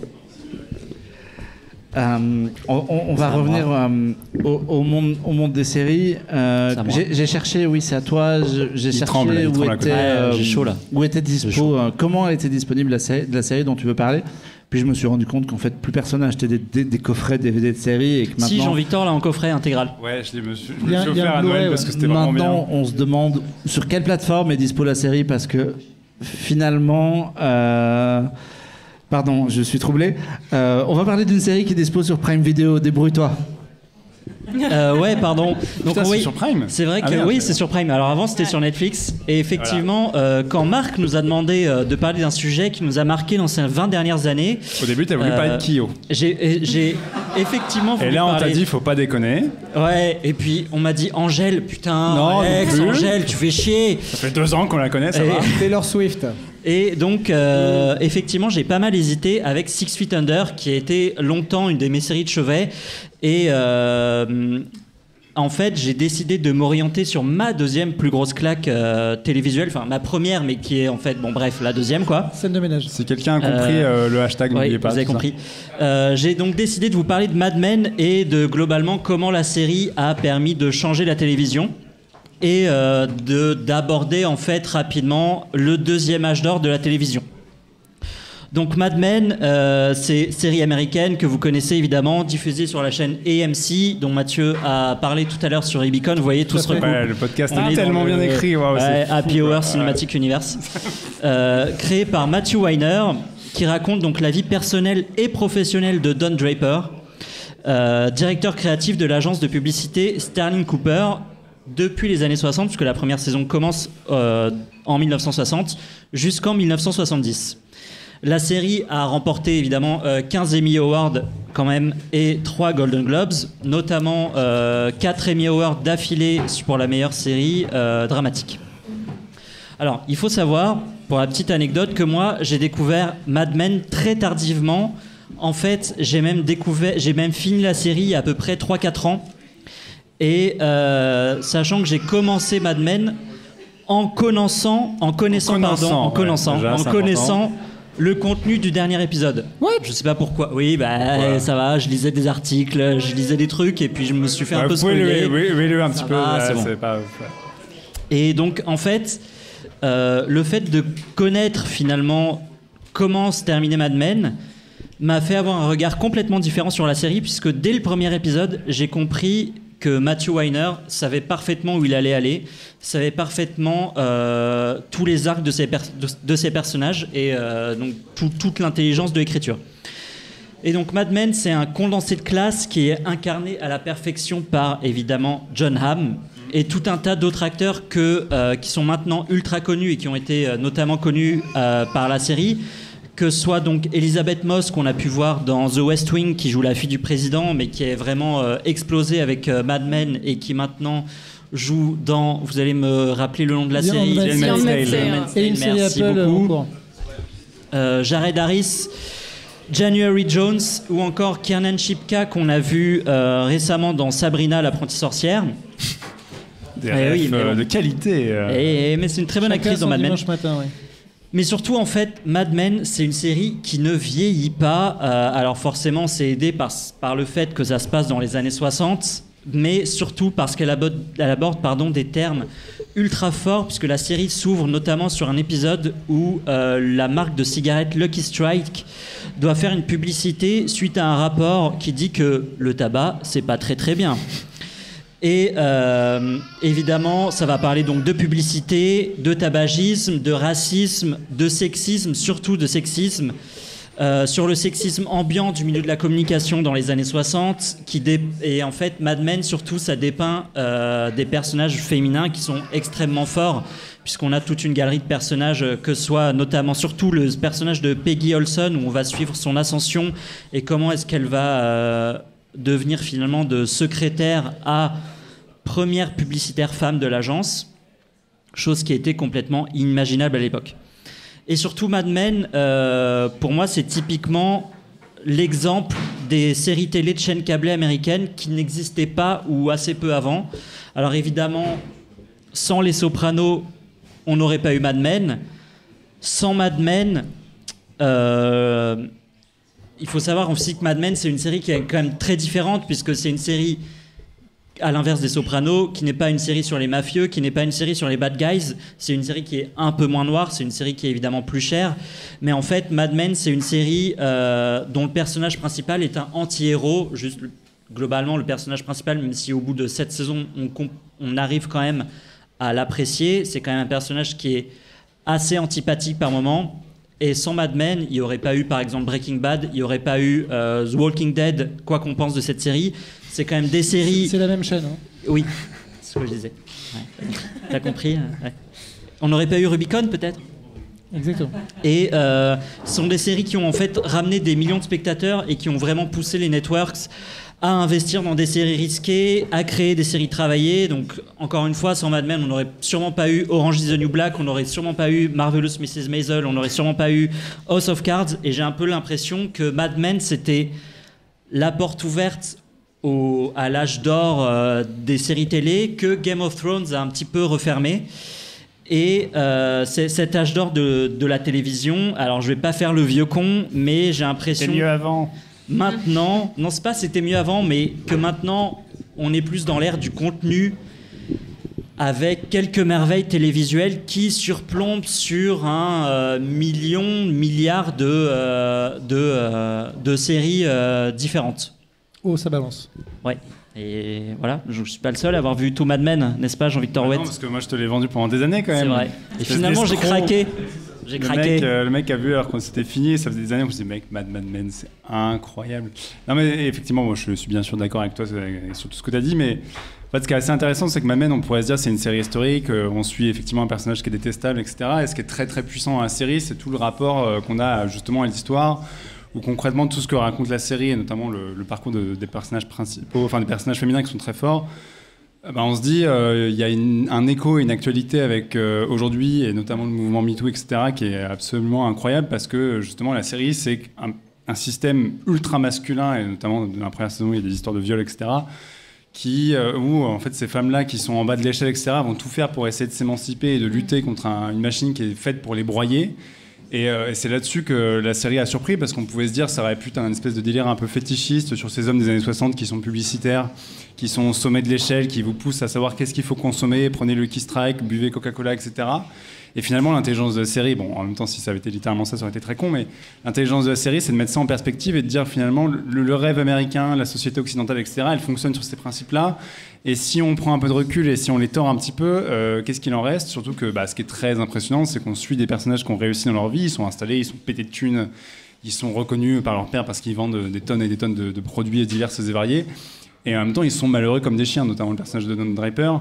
C'est un connard fini, c'est un mec qui a un parcours absolument détestable humainement, et en même temps, il est super attachant parce que il court derrière un truc qui est inaccessible pour lui. En fait, il sait pas vraiment ce qu'est la quête du bonheur, et il a beau suivre la formule du bonheur américain, de l'American Way of Life et de l'American Dream, etc.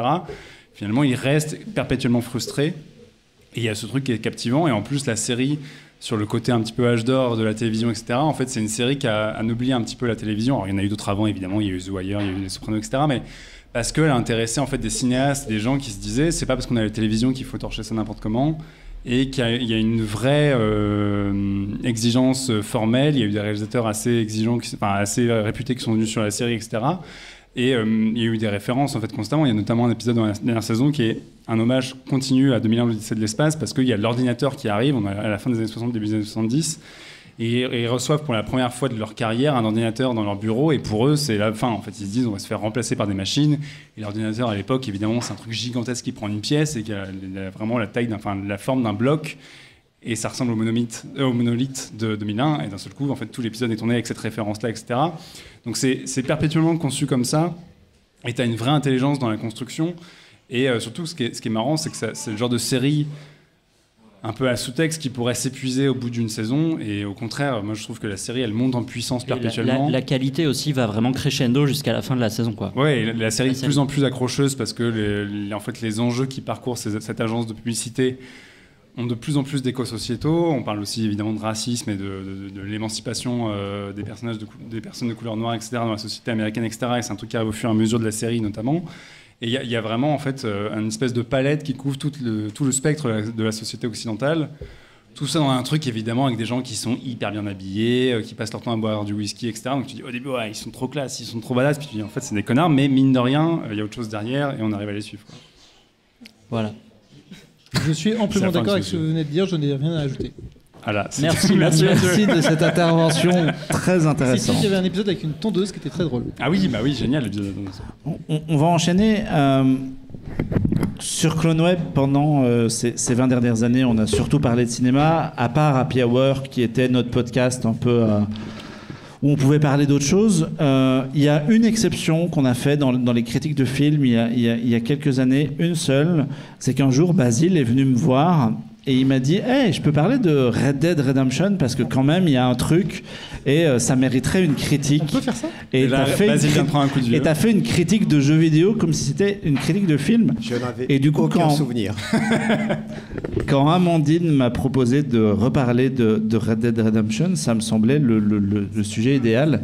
Et on fait ça en présence dans la salle d'un ancien de chez Rockstar. Bonsoir. J'ai pas du tout la pression. Pas du tout la coup. pression. Ah non, absolument pas.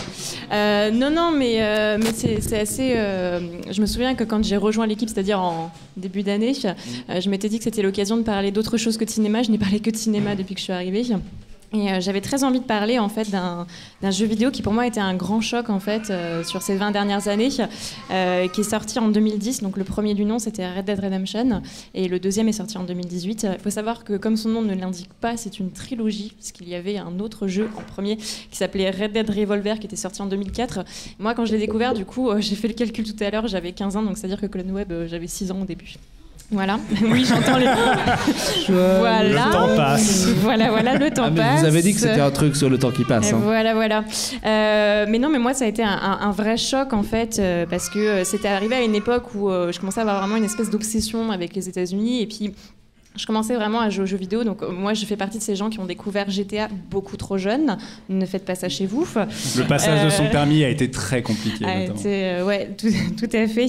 Et donc effectivement, moi j'étais passée totalement à côté de l'aspect satirique en fait de GTA. Et puis en fait, oui, moi je n'écrasais que les gens et vouloir faire. Chaînes et tout.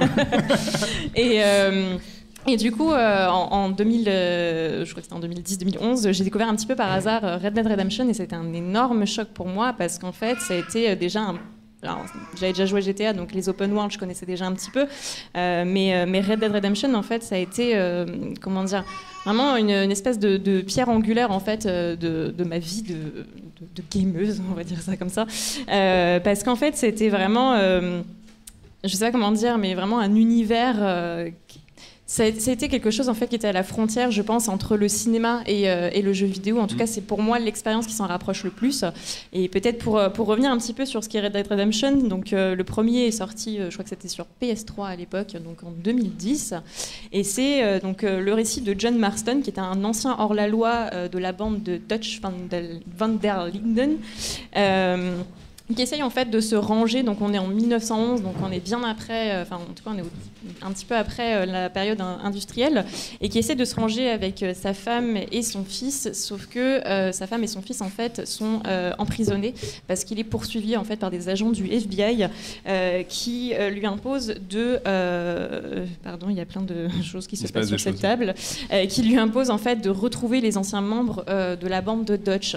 Et moi ce qui m'a vraiment frappé déjà c'est la richesse de l'univers. Il y a vraiment cette immersion et cet aspect, enfin, cette immensité en fait du paysage, notamment qui se passe d'ailleurs dans des états fictifs, donc à New Austin et à West Elizabeth, qui est, je pense, un petit peu le sud des États-Unis réel. Et puis, moi, il y a un système de jeu en fait qui me plaît énormément dedans. Et contrairement au GTA où on peut faire un petit peu n'importe quoi, écraser des gens et faire 6 étoiles avec un tank, dans Red Dead Redemption, en fait, on a une jauge qui permet en fait de soit faire le bien, soit faire le mal. En fait, c'est toute la rédemption en fait du titre du jeu qui donne vraiment cette possibilité de soit faire le bien, soit faire le mal. Et ça va avoir des conséquences directes en fait sur les NPC qu'on va croiser dans le jeu, qui vont soit réagir de manière amicale ou au contraire qui vont complètement nous agresser à la moindre chose. Enfin, la moindre interaction, pardon. Et je trouve que c'est peut-être un des seuls jeux dans ma vie qui m'a ému en fait, au point de me faire pleurer, parce que sans vouloir aller vers la fin, enfin sans vouloir spoiler la fin, pardon, c'est que en fait il y a vraiment cette idée de la rédemption. On a ce personnage qui est très attachant, qui a vraiment envie en fait de retrouver sa famille et de construire un foyer dans son ranch avec son fils et sa femme. Et puis arrive cette fin où en fait la rédemption, on se rend compte que toutes les actions qu'on a pu faire pendant le jeu, en fait, c'était qu'une illusion et qu'elle est totalement, elle est, comment dire, on peut pas y échapper en fait. Et c'est ce qui rend le jeu aussi tragique. Moi, je trouve que c'est un jeu qui est extrêmement mélancolique. Enfin, même la saga en fait des jeux, c'est des jeux qui sont très mélancoliques. Et le deuxième, du coup, est sorti en 2018, ce qui était une énorme attente.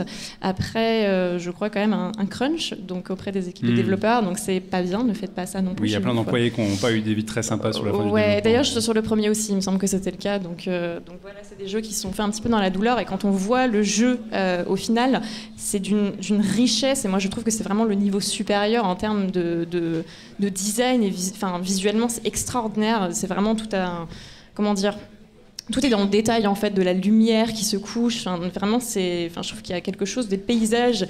Dans le premier, on est vraiment sur des paysages très désertiques. Dans le deuxième, on va de la montagne enneigée au bayou, au marécage.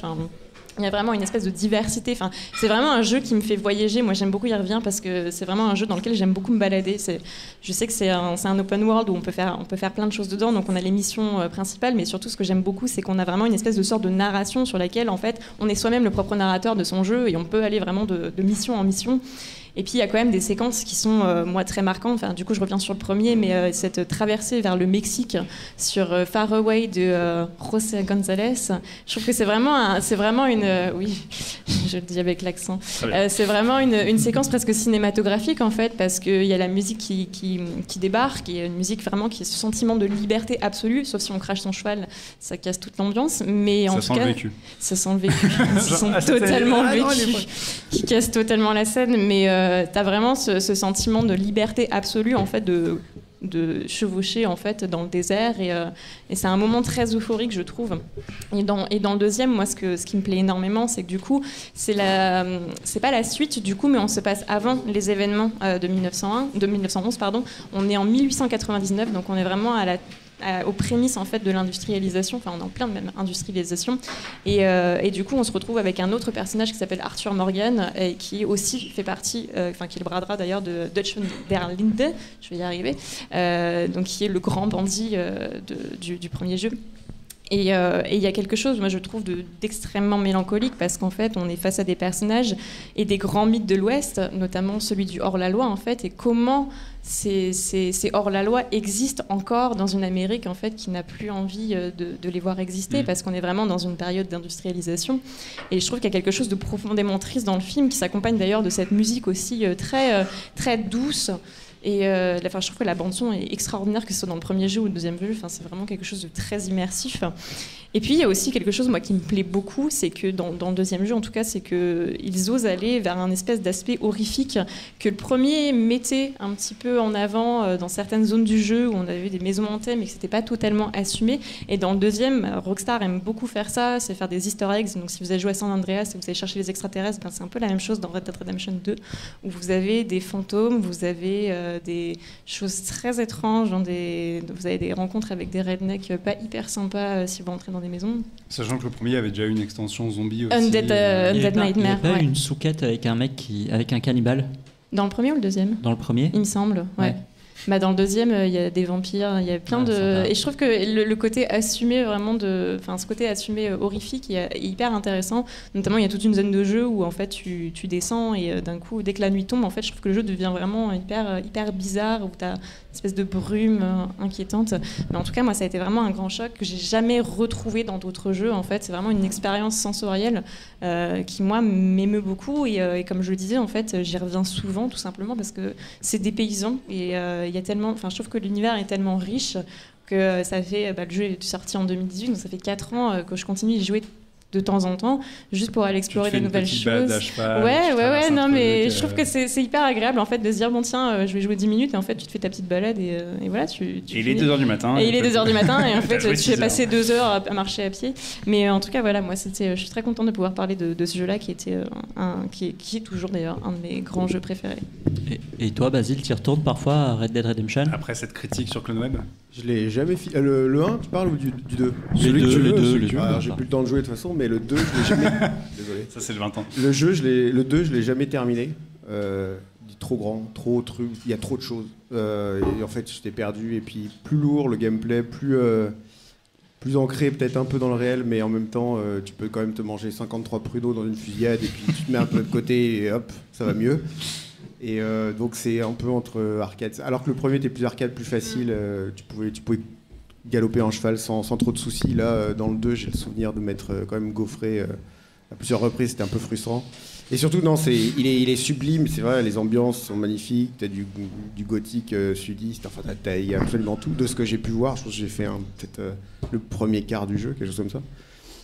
Mais c'est trop en fait, c'est trop, et quand tu penses que les types ont crunché sur, je sais pas, 18 mois de leur vie là-dessus, qu'il y a un type, et c'est vrai, qui a codé, qui a fait la petite ligne de code pour que les couilles des chevaux se rétractent en fonction de la température. Ouais, c'est vrai. Bon, c'était bien nécessaire, quoi. Il a pas vu sa femme et ses gosses pendant 4 mois de sa vie. Puis, alors ça a fait rire les gens sur Reddit et tout, et c'est vrai, j'ai vérifié, moi c'est vrai, mais il y a un joueur que ça a fait triper sur Terre. Voilà, c'est ça. Mais pour moi c'était trop, c'était une indigestion. Mais en même temps, c'est aussi une période de la vie, c'est-à-dire que si je l'avais eu à 18 ans, je pense que je l'aurais poncé pendant un an. Le premier t'a fait phaser. Le premier, j'ai vraiment passé beaucoup de temps dessus. Et je l'avais terminé et j'arpentais la carte alors que j'avais rien fait. J'ai fait le DLC, vous voyez, avec les zombies et la chupacabra. Oui, la chèvre mythique à capturer, je l'ai fait aussi dans tous les sens. Et il est sublime. Je préfère le premier, en fait. Je resterai sur le premier qui était peut-être encore assez accessible. Le deuxième, c'est plus une expérience où moi j'étais sur la touche. Ça fait pas de lui un moins bon jeu, mais je pouvais plus suivre. Bah, c'est vrai que le deuxième a cette réputation de colosse au pied d'argile où ils ont tellement voulu pousser le détail du réalisme. Enfin, moi, c'est ce que j'avais lu sur le net, où il disait qu'il y a un moment, ça devient absurde, typiquement quand tu peux dépecer les animaux, mais quand tu le fais, ça prend une animation de 18 secondes où tu peux plus rien faire, et typiquement il y a un ennemi qui arrive qui te tire dessus, tu peux pas couper l'animation et tu meurs parce que voilà. Et plein de petits détails comme ça, notamment quand tu tues 15 ennemis, fouiller les ennemis, ça prend 10 secondes, donc quand tu en as tué 15, ça fait 150 secondes, et tout devient très très long et lourd, quoi. Voilà, les fusillades, c'est pareil, de toute façon, c'est un jeu où tu vas plomber une quantité d'ennemis phénoménale, donc je trouve que c'est pas adapté, le fait de faire quelque chose de lourd, d'ancrer dans le réel. C'est pour être c'est un vrai jeu de cow-boy, avec des fusillades comme à l'époque où, en gros, t'allumais pas le mec à 50 mètres à l'autre bout de la rue parce que les armes étaient pas précises, donc vraiment un truc où tu comptes les balles et tu te caches et voilà, ça marche, mais sur une expérience narrative de 6 heures. Pas un jeu qui t'en demande 120, quoi. Enfin, il faut vraiment poser un congé sabbatique pour pouvoir l'exploiter à sa juste valeur. Sinon, tu passes à côté des choses. Et je trouve que c'est pas tellement un jeu où tu peux piocher comme le précédent. T'as quand même une intro qui est très longue dans la neige, ça, où t'es obligé de te la fader. C'est normal. Mais c'est très guidé par le narratif. C'est vraiment très cinématographique. Parfois, c'est même un peu trop cinématographique. Et si t'as pas 3 heures devant toi chaque soir tu peux pas allumer la console ou le PC et te faire genre juste une petite session, genre une petite demi-heure et puis j'éteins. C'est non. Ouais. T'en as pour 3 heures. Tu sais que tu vas te fader un truc qui va être 3 heures. Ouais, Où trouvez-vous le temps ? Je ne comprends pas. Il y a 20 ans, quand ce site internet a été fondé, vous aviez tous plein de temps libre pour jouer les nerds, et depuis vous êtes tous devenus des vieux darons très très occupés par des enfants. Merci pour le vieux. On va conclure la première partie de ce podcast avec un hommage à l'un de mes artistes préférés. Parce que déjà, finir le podcast dessus, son papier. Il parle pas de moi. Finir le podcast dessus, c'était pratique parce que tu es arrivé à la bourre, mais dans la pratique, en réalité, ça me semblait cool de terminer là-dessus. C'est un dessinateur de comics qu'on aime beaucoup et qui est disparu beaucoup trop tôt, il y a 6 ans, en 2016. Voilà. J'ai fait un Vous la sentez la bonne ambiance là? J'ai écrit un petit texte, ça va aller vite. Il fallait que j'écrive un petit Il y a texte. 5 pages là. Non. Encore 12, pas d'interlignage. Alors, ça s'appelle ça s'appelle Hommage à Darwin Cook. J'aurais aimé parler. Attends, je sais pas si je peux. Ouais, prends-le. Tu peux le prendre. Mais c'est pas une soirée slam. J'aurais aimé parler de ces 20 dernières années et pourquoi pas rêver des 20 prochaines. Malheureusement, tout s'est arrêté en 2016. Mais comme cela avait commencé un peu avant 2002, pas beaucoup plus tôt, mais enfin on peut compter 15 bonnes années, le temps pour ce type de débarquer discrètement, de devenir un monstre de la BD et mon dessinateur préféré, et ce à tout jamais.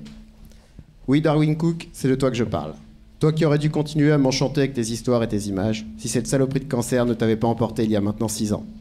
Cette année, tu aurais fêté tes 60. C'est la mort d'artiste qui m'a le plus foutu en l'air, et je crois que ce vide que tu as laissé, je ne pourrai jamais le combler. Tu as bien quelques héritiers et héritières graphiques, des Chris Samney, des Elsa Chartier, mais c'est toi que j'aimais lire par-dessus tout. Aujourd'hui, je ne peux plus que te relire, comme on feuillette un album photo d'un proche disparu. Le plaisir reste intact, plus précieux encore peut-être, comme on apprécie une denrée rare. Ce que tu nous as légué, et ne soyons pas bégueules, tu as quand même pris le soin de nous laisser une belle œuvre, et suffisamment riche pour qu'on y découvre à chaque fois une nouvelle trouvaille qui nous avait échappé à la première, seconde ou troisième lecture. Comme pas mal d'artistes, tu es venu, puis revenu à la BD. Une tentative, un faux départ, une incursion, et puis une carrière variée, de la pub à la direction artistique en passant par l'animation. Quand tu as enfin fait ton retour dans le 9e art, ta véritable entrée, tu étais un artiste aguerri, prêt à en découdre, bien déterminé à tout donner pour enfin te livrer corps et âme à ce terrain ingrat. Tu nous avais quand même déjà régalé lors de ton passage chez Warner Animation, en storyboardant sur les séries Batman et Superman de ton ami Bruce Timm, sans parler de ce générique complètement maboule pour Batman Beyond, que tu avais animé pratiquement tout seul et composé sur ton petit Mac perso chez toi. C'est véridique, Warner n'était pas équipé en ordinateur à l'époque. Je ne raconterai pas ton parcours d'auteur par le menu, disons simplement que tu as débarqué avec Batman, puis Catwoman, avant de te faire véritablement remarquer sur ton opus de 400 pages, The New Frontier, cette œuvre qui tranchait tant dans le paysage super-héroïque de l'époque. Tu avais eu l'idée saugrenue de revenir aux fondamentaux, à savoir montrer des héros accomplir des actes héroïques, tout en revisitant un pan entier de l'histoire de DC Comics et de l'Amérique des années 50 et 60. Quel contraste par rapport à la médiocrité ambiante faite de crossovers imbitables, de récits poisseux, bêtes, minables, où on perdait le compte des viols, démembrements, dialogues insipides, intrigues racornies à l'action fadasse. Tu étais déjà à part, déjà intemporel, déjà à contre-courant des effets de mode. Après, il se passa des choses à droite à gauche, et puis bien sûr ton apothéose, les adaptations des romans noirs de Donald Westlake mettant en scène cette formidable brute de Parker. Pourquoi j'aime ton travail plus que tout, Darwin? Parce que tu es une synthèse, mais pas un compromis. Tu as compris la narration dessinée avec Alex Toft, Harvey Kurtzman et Jim Steranko. Modeste que tu étais, tu disais leur avoir simplement tout piqué, et tu ne tarissais pas d'éloges envers ton ami Bruce Timm, qui t'avait lui aussi largement inspiré. Mais Bruce, lui, tenait le même discours à ton égard. Modeste, mais aussi assuré, car tu savais précisément ce que tu voulais, et rien ne t'importait plus que le sérieux avec lequel tu te consacrais à ton art. Pas de compromis donc, pas de demi-mesure, ce qui t'a conduit à te brouiller avec à peu près tout le monde dans le milieu de Marvel à DC. Sans parler de ceux qui t'avaient fait des crasses. Et si un soir de Comic-Con, tu as renversé ta bière sur la tronche du directeur éditorial de Marvel de l'époque, c'est parce qu'il l'avait amplement mérité. Je raconterai après. Ce que j'aime dans ton trait, c'est qu'il peut être tour à tour épais, charbonneux, schématique, rond, courbé ou tranchant. Mais il n'est jamais superflu ou malhonnête. Jamais tu n'as triché, à camoufler des défauts par une profusion brouillonne, comme c'était la mode chez tes confrères superstars à tes débuts. Tu as toujours évoqué, suggéré, plutôt que bêtement et platement illustré de façon pseudo-réaliste. Synthèse, là encore. Tu savais jouer à la perfection sur la variété des cadrages et des échelles, passer d'une silhouette microscopique à un détail abstrait en très gros plan, compter sur la puissance de l'ellipse pour permettre au lecteur de recoller les morceaux. Comme un jazzman virtuose, tu savais exploiter toute la gamme, plutôt que les 3 pauvres mêmes notes ad nauseam.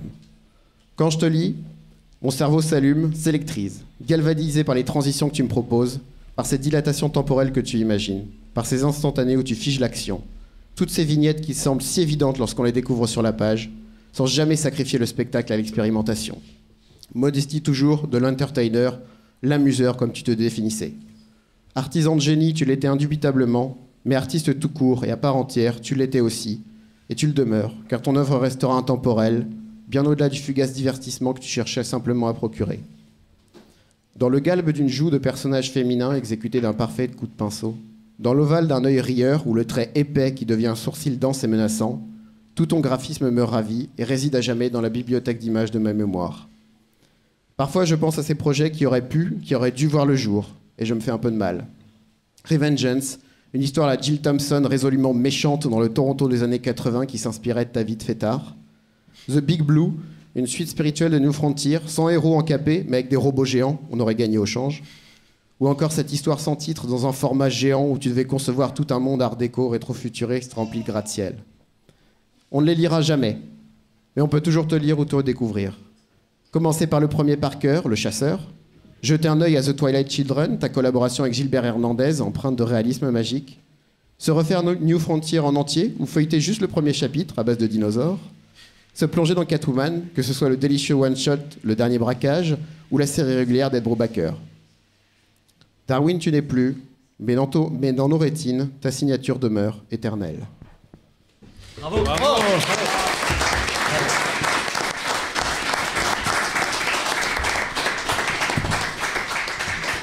Je l'aimais beaucoup. Et alors, du Je coup, vous quelques encourage à le lire. refs pour les gens qui nous écoutent, ouais, qu'est-ce qu'ils peuvent lire assez facilement de Darwin Cook? Before Watchmen. Ça, c'est le sujet. J'ai tout lu de Darwin Cook. J'ai vraiment tout lu de Darwin Cook. Je suis allé chercher tous les trucs et les machins. Le seul truc que je me suis refusé à lire pour des raisons éthiques, c'est son Before Watchmen. Je comprends pourquoi il l'a fait. Parce qu'il paraît que c'est le meilleur truc de Before Watchmen, de ce que j'ai compris. Oui, mais... ça c'est vrai.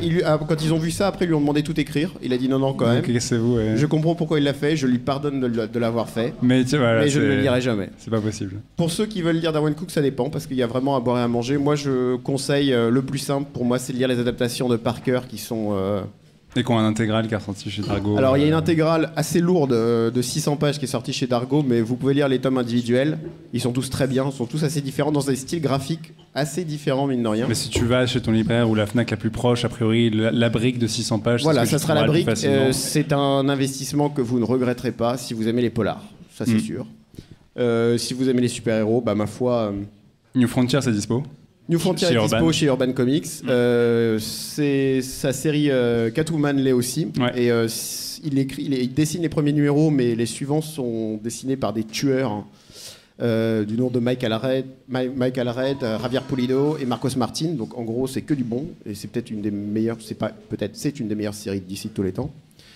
Et Batman Ego, qui est sa première entrée en bande dessinée, qui n'a pas vieilli, qui est toujours aussi bien.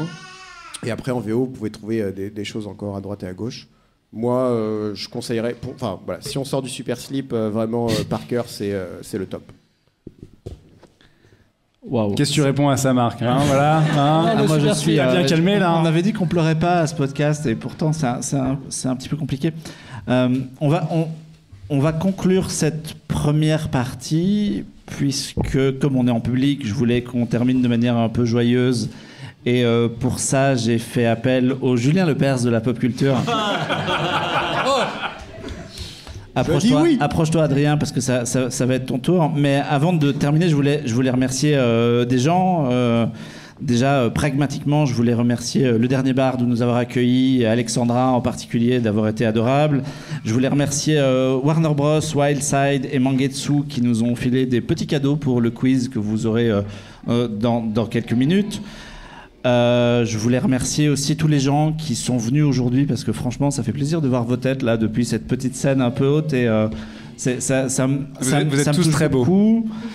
Je suis complètement perdu, mais forcément c'est l'émotion. Je voulais remercier tous les gens qui ont contribué à ces 20 ans de Clone Web en particulier, et je veux citer, il est là-bas dans le fond caché, mais je veux citer Ludo, parce que sans lui... Applaudissez Ludo.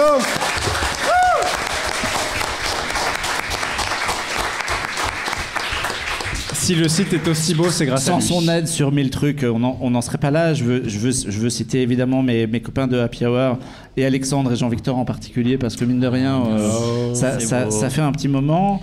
Voilà, je vais laisser la parole dans quelques secondes à Adrien.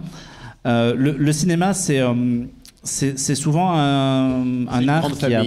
C'est une grande famille. C'est exactement là-dessus que je voulais terminer, puisque... Plusieurs franchises nous ont mis en avant les valeurs familiales, la famille au cinéma, ça a toujours été quelque chose. Et moi, je considère que Clone Web, c'est pas juste des copains ou des collègues, c'est ma famille. Et sacré baboulinet. oui, et La version belge. voilà, donc je voulais vous remercier tous d'être ma famille. Et une chose est sûre, c'est que quoi qu'il arrive, ma famille, c'est ma forteresse. Merci de nous avoir écoutés. Et Adrien, la scène est à toi. Bravo Marc.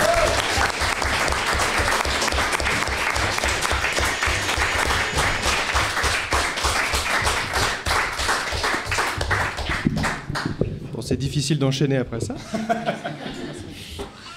Donc, bonjour. Alors, c'est un quiz pour tout le monde qu'on enregistre, donc les gens qui écoutent le podcast pourront l'écouter en différé. Je n'ai aucune idée de ce qui a été préparé, donc on va jouer avec vous. Il y a des petites choses à gagner à la fin. Voilà, c'est parti. Adrien, c'est à toi. très bien. Alors, du coup, vous serez... C'est à vous que je vais poser les questions, puis après, au niveau du public, on verra ce que vous avez. J'ai une dizaine de questions pour vous. On va rester court, et Marc m'a demandé du coup de faire des questions sur les 20 dernières années. J'ai pris des choses diverses et variées, et on va commencer. La première question que je vais poser à tout le monde, c'est qui n'a jamais été approché par George Miller pour jouer le Max de Mad Max Fury Road? Hayden Christensen. Alors, Mais c'est 1000 personnes. Jean J'ai Dujardin. jamais été non, approché. alors là, Il y a des réponses, pardon. je vais vous proposer 5, et il y a une fausse réponse. Est-ce que c'est Channing Tatum, Eminem, Heath Ledger, Michael Fassbender ou Hugh Jackman? Channing Tatum. Ouais, Channing Tatum. Michael Fassbender. Alors, Michael Fassbender, il a été approché par George Miller. Eminem, c'est sûr, il a été approché. Ouais. Oui. Tu peux répéter? Donc du coup, il nous reste Channing Tatum, Heath Ledger ou Hugh Jackman. Heath Ledger, c'est... Heath Ledger, peut-être Heath Ledger, il est mort. Heath en fait. Ledger, il était peut-être Il décédé. était déjà mort. ouais. Non, mais Il attends. produit le film depuis longtemps. Mais il y a mais- pensé, Ouais, ça, parce c'est que sûr. Mad Max, il a le projet d'une suite à Mad Max depuis un moment. Donc Ah oui, est-ce que, le film a 20 ans, on Heath n'est pas Ledger- quand il sort. Donc, Heath Ledger, je sais qu'il y a pensé, est-ce qu'il lui a proposé, parce que c'est ça la question. C'est approché, discussion avec... Heath Ledger, je pense qu'il a été approché. Allez, là, du coup, il vous reste plus que 3 propositions. Vous partez sur quoi? Channing. Vas-y, Ouais, Channing. Channing Tatum, ouais. Au fond? Dans la salle. Channing Tatum, c'est mon dernier mot. Alors écoutez, Heath Ledger a bien été approché. Et Channing Tatum également. C'est Hugh Jackman, Mais qui il a- certes est attends. australien, mais voilà. Il avait quel âge, Channing Tatum, à l'époque? Il avait 10 ans, non? Bah, c'est que c'est sur les différentes étapes de production. Au final, il y a eu pas mal de monde. Et Eminem il avait été approché, et c'était à l'époque où il voulait tourner avec Eminem et Rihanna. Ah ouais. C'est ça. Et vous avez un super livre de Cal Buchanan qui est Blood, Sweat and Chrome. Blood, Sweat and Chrome, c'est ça, sur l'histoire orale de la production de Mad Max Fury Road, et c'est de là d'où vient cette anecdote fantastique. Tu vois, je l'ai lu et je m'en souviens même pas. C'est mémoire de merde. On va aussi, c'est pas parce qu'on a le rétroviseur sur 2002 qu'on ne parle pas de 2022. Lequel de ces réalisateurs n'a jamais vendu de NFT? Ah la vache. Eh C'est oui. pas bien. Alors, entre Quentin Tarantino, Wong Kar-wai, David Lynch, David Cronenberg et Michael Bay, qui Michael n'a Bay. pas vendu de NFT? Michael Bay. Michael Bay, Je regarde Robert. Michael Bay. Tarantino l'a fait. Tarantino l'a Oui, fait. Michael Bay. Michael Bay, c'est un gars droit dans ses Michael bottes. Bay. Ouais, Michael Bay. Alors, j'ai combien? Arrêtez, il a fait Transformers 2. J'ai combien de Tarantino? Zéro. Zéro, il en a vendu. Wong Kar-wai, Il l'a fait aussi. Van Carrey, je Il a pense qu'il a fait, fait. Ouais. ouais. David Lynch. Il a fait. Pas sûr, c'est pas sûr. Si, c'est un C'est un artiste. rat. Et donc là, ça joue entre Cronenberg et Michael Bay. c'est ça? Cronenberg, il l'a fait. Ouais. Cronenberg l'a fait. Ouais. Donc, Ouais, on va dire on dit Michael Bay. vous dites tous Ouais, Michael Bay? Ouais. Lynch, mais... Bah, Michael Bay, c'est la bonne réponse. Alors, Bravo, Miguel. du coup, qu'est-ce que vendait précisément en NFT David Cronenberg? Son fils, non? Un truc comme ça. Pour financer le film de son fils. Il non vendait des scans de ses calculs rénaux. On l'a dans le public. Génial. Très bien. Alors, on parle de tous les cinémas. Dans sa série de caméos pour les films de l'univers cinématographique Marvel, On y va. quel métier n'a jamais été exercé par Stan Lee? Ok. La vache. Scénariste. Ça, c'est chaud. Alors, a-t-il déjà été bibliothécaire, Ouais. vendeur de hot dog, Sûrement. kiosquier, Oui. barman, Ah. DJ ou astronaute? DJ. J'aime bien le DJ, ouais. Astronaute dans les Gardiens de la Galaxie. Barman. Barman, c'est pas mal, ouais. Moi, je prends les voix du public. DJ ou barman? Alors, il était barman dans Ant-Man. Attends, il y a une réponse là-bas. Clément, vas-y, Et Barman, crie c'est la un réponse. super-héros. Les propositions. Alors, je vous redonne les propositions. Banquier. Bibliothécaire, vendeur de hot dog, kiosquier, barman, DJ et astronaute. Ouais, qu'est-ce qui Il y avait Facteur aussi. Il sait. Il C'est sait. Facteur. Alors, dans quel film était-il bibliothécaire? Amazing Spider-Man. Spider-Man. Très bien. Dans quel film était-il astronaute? Les Gardiens de la Galaxie. On a le 2, c'est Ouais, une ouais, il y a- précision. dans le public, il y a des gens qui Je sont l'ai vraiment- entendu tout à l'heure. ils sont Dans pointus. quel film était-il DJ? Dans Deadpool. Et enfin, dans X-Men premier du nom, Il est vendeur de hot dog il sur la était plage. vendeur de hot dog, donc c'était bien kiosquier. Bravo. La bonne réponse. Bravo, Clément. À ceux qui l'avaient. Alors, laquelle de ces propositions est fausse? Ok. Mel Gibson a été approché pour réaliser Suicide Squad. Oui, ça c'est vrai, je pense. Wong Kar-wai a été approché pour réaliser House of Gucci. Mélanie Laurent a été approchée pour réaliser Black Widow.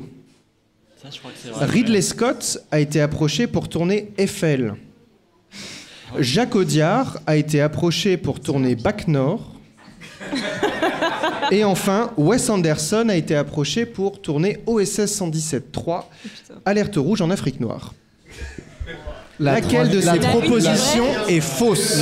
Ah, La dernière, Wes quand même, Anderson c'est ou Ridley chaud. Scott. Ouais. Audiard. ouais, j'aime bien Bac Nord, moi. Audiard. La dernière. J'ai entendu Anderson. Ouais, Audiard, moi. Audiard, Ouais. qui vote Audiard? Audiard, Moi, je ouais. vote Audiard. Parce qu'en plus, Ouais. le réalisateur actuel l'a écrit, donc ça, je suis plutôt là-dessus, moi. Et donc Wes Anderson?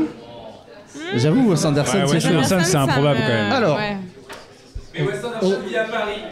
On va commencer. Donc Ridley Scott a bien été approché pour réaliser Eiffel. Sans déconner. Le projet House of Gucci a commencé avec Wong Kar-wai à la réalisation initialement, avant que ce soit repris par Ridley Scott. On a loupé quelque chose. Warner voulait effectivement Mel Gibson pour le Suicide Squad qui a été refait par James Gunn. Ah, pour le 2. Et enfin, Gaumont a proposé OSS 117.3 à Wes Anderson. C'est un truc de ouf. C'est incroyable. Il n'a jamais répondu, mais Ah oui. Ouais, C'est fait. le mail est parti. il y a un mail. Il y a eu un mail. Il est en lu. Voilà, c'est ok lu. Donc félicitations. Comme Marc a eu la bonne logique qui était donc que Audiard, Bac Nord. Bac Nord n'a pas été proposé par Jacques Audiard car il n'était pas. Car à Cédric Jiménez l'a l'initiative écrit, du donc du scénario, coup, etc. c'était- Non. Question chiffre, la personne qui va gagner sera la personne la plus proche. On va parler d'un film de 2013 réalisé par Martin Scorsese. Combien de fois est prononcé le mot fuck dans Le Loup de Wall Street? 141 fois. Ouais, j'allais dire 120, moi. Inclus fuck et ses variations. Fucking, fucking, avec ça. Fucker. 160. 141. Ah, c'est le juste prix un peu, ça me plaît. Il y a un petit juste prix du fuck là. À 141. 236. 160. Ok. 190. Ah, moi, je vais carrément monter à 252.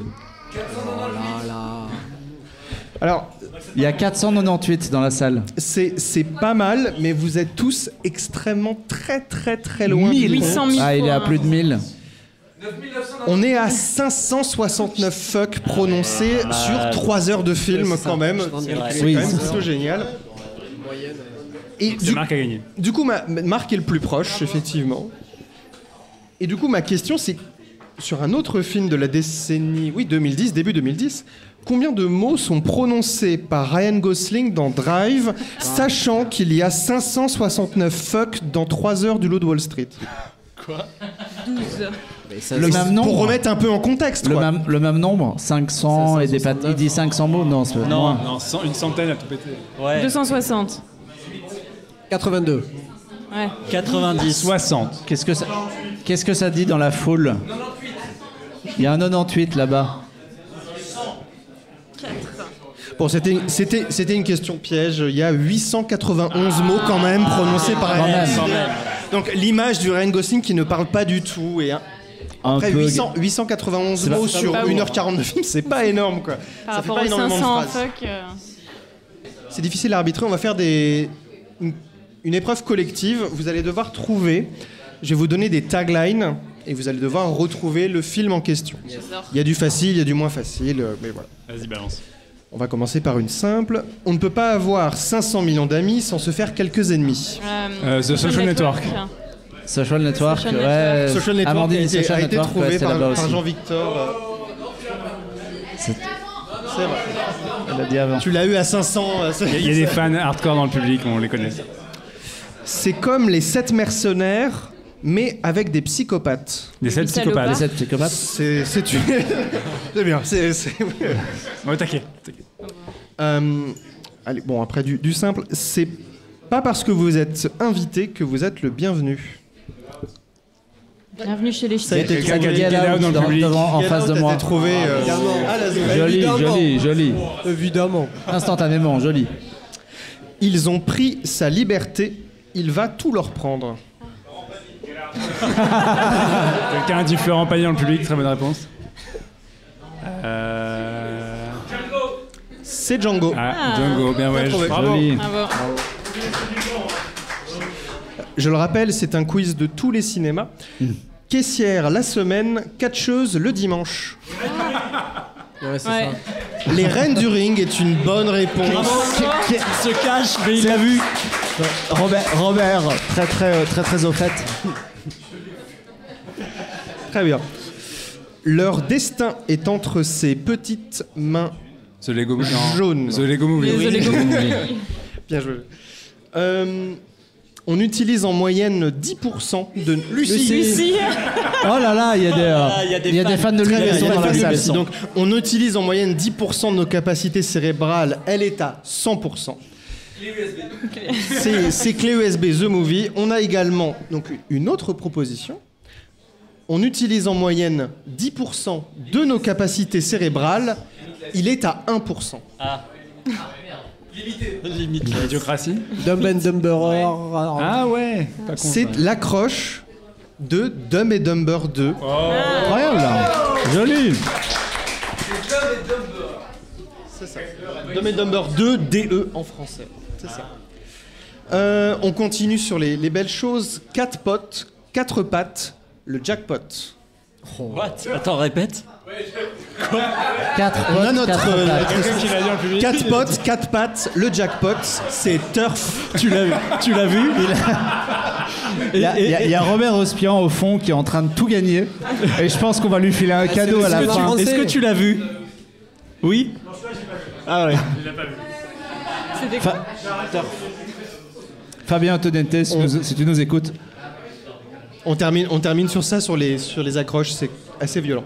J'ai autre chose, j'ai quelques titres québécois à vous proposer. Ah, yes. Donc là encore, c'est des films. Normalement, c'est du 2000, c'est à post 2010, donc c'est plutôt limité. Mais si je vous dis les les Sacrifiés, c'est pas du post 2010, c'est du 2002-2022. Ah, on a une Ah, réponse on du a- public. Expandable, très bonne réponse.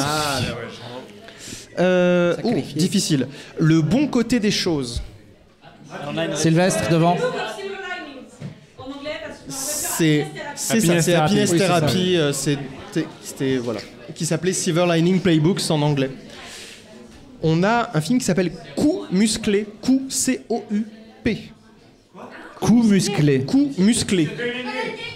Pain and Gain de Michael Bay. No pain, no gain. Divisé. Split. Ah bah oui. Très bien. Ouais, joli. Split de M. Night Shyamalan. Difficile. Arnaque en talons. Ocean's 8. Ce n'est pas Ocean's 8. Merde. The Bling C'est Ring. c'est Hustlers avec Jennifer Hustlers. Lopez, qui en français s'appelait Queens, c'est ça. Un jour sans lendemain. On l'a dans la salle. Edge of Tomorrow. Putain, rapide. Ça va. Très bien. Sans dessus dessous. Inside Out. Inside Out. Inside Out. Ok, très bien. Très bien, très bien. Opération avant l'aube.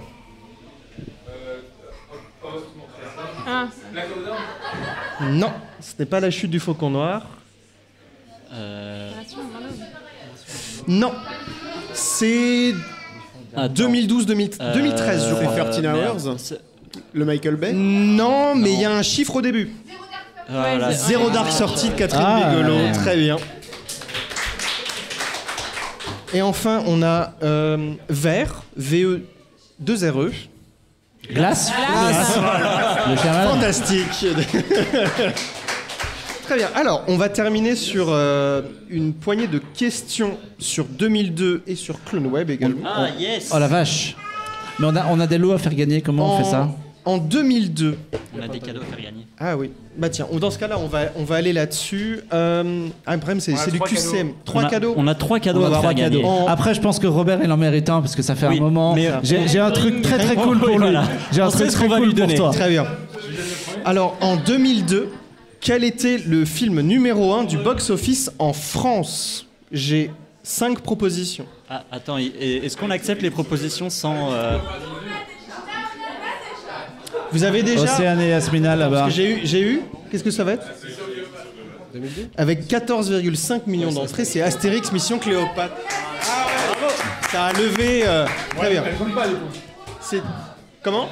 Il n'y a pas de cadeau. Il n'y a pas de cadeau. Non, non, il n'y a pas de cadeau. Pas de cadeau. C'est... Non, non. Alors, attends, vu que Robert est en train de maîtriser des trucs, On lui et offre on a reçu des super cadeaux de distributeurs qui nous ont généreusement offert des coffrets. Tu remportes donc les 2 premières saisons de Batwoman. Ça, c'est pour avoir... Bravo. Il y a 2 autres cadeaux qui sont des vrais cadeaux cette fois-ci. C'est des trucs qu'on peut regarder avec plaisir. Alors, du coup, quel était le film numéro 1 du box-office dans le monde en 2022? En 2022. En 2002, pardon. Ouais. 2002. C'est pas un X-Men? Ce n'est pas X-Men, ça va très vite. Alors, dans ce cas-là, on va faire du levage de main pour Renaud. que ce soit plus facile. C'est le Seigneur des Anneaux. Le Seigneur des Anneaux, les 2 tours, Renaud. Bien trouvé. Juste en dessous, il y avait Harry Potter et la Chambre des Secrets. Ensuite, il y avait Spider-Man. Et ensuite, en dessous, il y avait Star Wars épisode 2. Ça remet quand même en contexte. Bon, bah, j'avais moins de questions, mais j'avais des questions en rab. On va les faire. On va faire... Ouais, c'est ça. Oh, bah, on la fera sur celle d'après, histoire de vraiment mettre une bonne ambiance. Pour zéro... Non. Quel film a remporté le César du meilleur film en 2002? Si personne n'a, je ferai différentes propositions. Ce n'est pas l'Esquive. Bob dit Amélie Poulain. Renaud, vas-y. Ouais. Tout le matin, je crois que c'est fin 90. Je crois que j'ai entendu la bonne réponse quelque part. Non. Il y a du Amélie Poulain? Ouais, C'est la bonne réponse, Amélie Poulain. Allez, le mec gère son coffret. Tu as bien mérité ton coffret Batwoman. On va le faire pour un cadeau. On le fait pour un cadeau? Ah, pour un cadeau. Quel film a remporté la Palme d'Or en mai 2002? Quel film a Quel film a remporté la Palme d'Or en mai 2002? Ce Renaud? n'est pas Dancer in the Dark, je crois que c'est 2000. Je l'ai François. entendu. C'est le pianiste. Et pour avoir... Bravo. Ah ouais. Ça méritait bien un cadeau. C'est un cadeau. Ça mérite un cadeau. Alors, j'ai une... Non mais, Donc, pour compenser... Clémentine, tu remportes Tu remportes un cadeau. un cadeau, le Blu-ray du Sommet des Dieux. Du Sommet des Dieux, qui est un super film. Un bon cadeau. C'est vraiment... Et merci à Wildside de nous l'avoir filé. Ce sera pour la dernière question. Ouais, ça marche. C'est une question auquel Marc n'a pas le droit de répondre. Lequel de ces programmes est apparu le premier sur CloneWeb? Lequel de ces programmes est apparu le premier sur CloneWeb? Est-ce que c'est CloneWeb le podcast, Vue du Canap, Starcast ou CloneWeb l'émission? Ça doit être Starcast, je pense. Hicham? CloneWeb l'émission est apparue le 3 mai 2010 et c'est la première que j'ai. Alors, est-ce que c'est vrai? En quelle année est apparu le Starcast? Parce que moi, j'ai la date du reboot. Ouais, je sais pas. Par contre, l'émission... je suis désolé. Est-ce que tu peux me donner la date précise de CloneWeb l'émission? Ouais. J'avais un doute sur le reboot. Moi, je rappelle. Parce que Starcast, je crois que. Ouais, on il y l'a a eu fait, un reboot. On l'a fait en 2 fois. CloneWeb l'émission, ça remonte à quand, Jean-Victor? 2010, ouais, donc ça fait 12 ans. Ouais. Alors, je veux pas être une balance, mais un peu quand même. Vas-y. Les premiers épisodes sont sur Dailymotion, si vous savez chercher. Ah. Ne le faites pas. Ne le faites pas vraiment, c'est pas... Et par exemple, le podcast, en quelle année il a commencé? Il y a 6 ans. C'est un tout petit peu avant Happy Hour, donc ça doit faire 6 ans, ça doit faire 2015-2016. Le 9 février 2015. Bravo. Ah, ça va, je me souviens encore de mes trucs. Très beau. Et Vue du Canap? Ouais, ça c'était un petit projet qui a pas duré très longtemps parce que j'avais la flemme. Je sais pas, ça doit être un peu après, non? Ça doit être 2019, un truc comme ça, 2018. 2017. On siffle maintenant. Alors, en quelle année? Du coup, il a gagné. Oui, bah non. Mais non, Tiens. J'ai 2 questions. Au 1er mai, j'ai dû arrêter les chiffres. Combien compte-t-on de messages au total sur le forum de CloneWeb? En vrai, ça doit être en millions parce que le truc existe depuis très longtemps. Donc Non, pas en millions, mais en millions. Non, c'est pas Reddit non plus. Pas du tout. Il a été rebooté, Marc. En dizaines, non, il y en a beaucoup. Je saurais pas dire. 150 000. La shoutbox. 49 317. T'es allé fouiller là-dedans, toi. il n'y a même plus le lien sur le site. 117 000. Ouais. Ah, 72 852. Qu'est-ce que vous proposez? moi, je partirais sur une trentaine de milliers. Ok. Ouais, 60 000. Moi, il y a quelque chose qui vient de se passer, une petite émotion là. C'est ce que Jean-Luc Reichmann appelait limite le tout pile. Il y a eu un tout pile? Basile. J'ai entendu 49 317. et c'est 48 657. On est bien au-delà de la marge d'erreur. Et si jamais il y a des gens qui sont arrivés à ce stade du podcast et qui nous écoutent encore, on est sur Discord désormais. Donc. Ah oui. Combien d'utilisateurs? Non, j'ai pas fait les stats Discord. On va terminer sur Question cadeau. une question cadeau. Question cadeau. Une question cadeau. Il faut attendre l'ensemble des propositions. Quelle a été la toute première news ever Oh putain. sur CloneWeb? Toi, Est-ce tu que sais c'est... Bah moi je sais, mais Bah oui, Bah. j'ai demandé l'aide de Marc. Et est-ce que c'est un visuel une news pour partager le premier visuel de Ben Affleck dans Daredevil? Est-ce que C'était c'est l'époque. Est-ce que c'est une news pour parler de l'arrivée du site internet de Terminator 3? Est-ce que c'est une news pour parler des résultats du box-office de Star Wars épisode 2? Ou est-ce qu'il s'agit du premier teaser de Matrix 2 et 3 qui ont été teasés ensemble? Il y a eu un Matrix là-bas. Qui dit box-office? César a dit box-office. il y a deux box-office. Il y a vous allez- deux box-office. Vous allez vous battre, c'est la Il bonne va- réponse. Le box-office de l'attaque des clones, c'est la première news ever de CloneWeb. Bravo. Félicitations.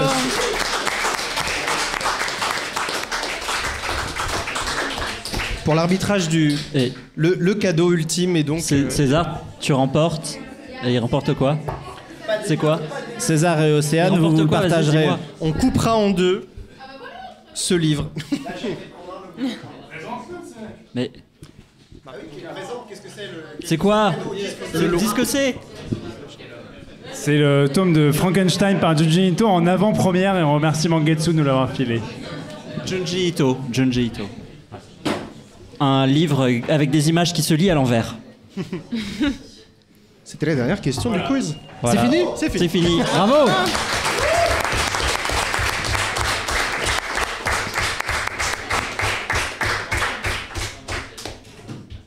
Marc, c'est pour toi. Clôture. Bah écoutez, merci à tout le monde, merci aux gens qui se sont occupés de l'image, du son, du quiz, des photos, des réseaux sociaux. On va aller boire de l'alcool parce que je pense qu'on l'a bien mérité. On se retrouve le mois prochain pour un happy hour qui sera complètement normal en mode apéro dans un appart. D'ici là, portez-vous bien. Merci encore à tout le monde et puis à bientôt. Salut.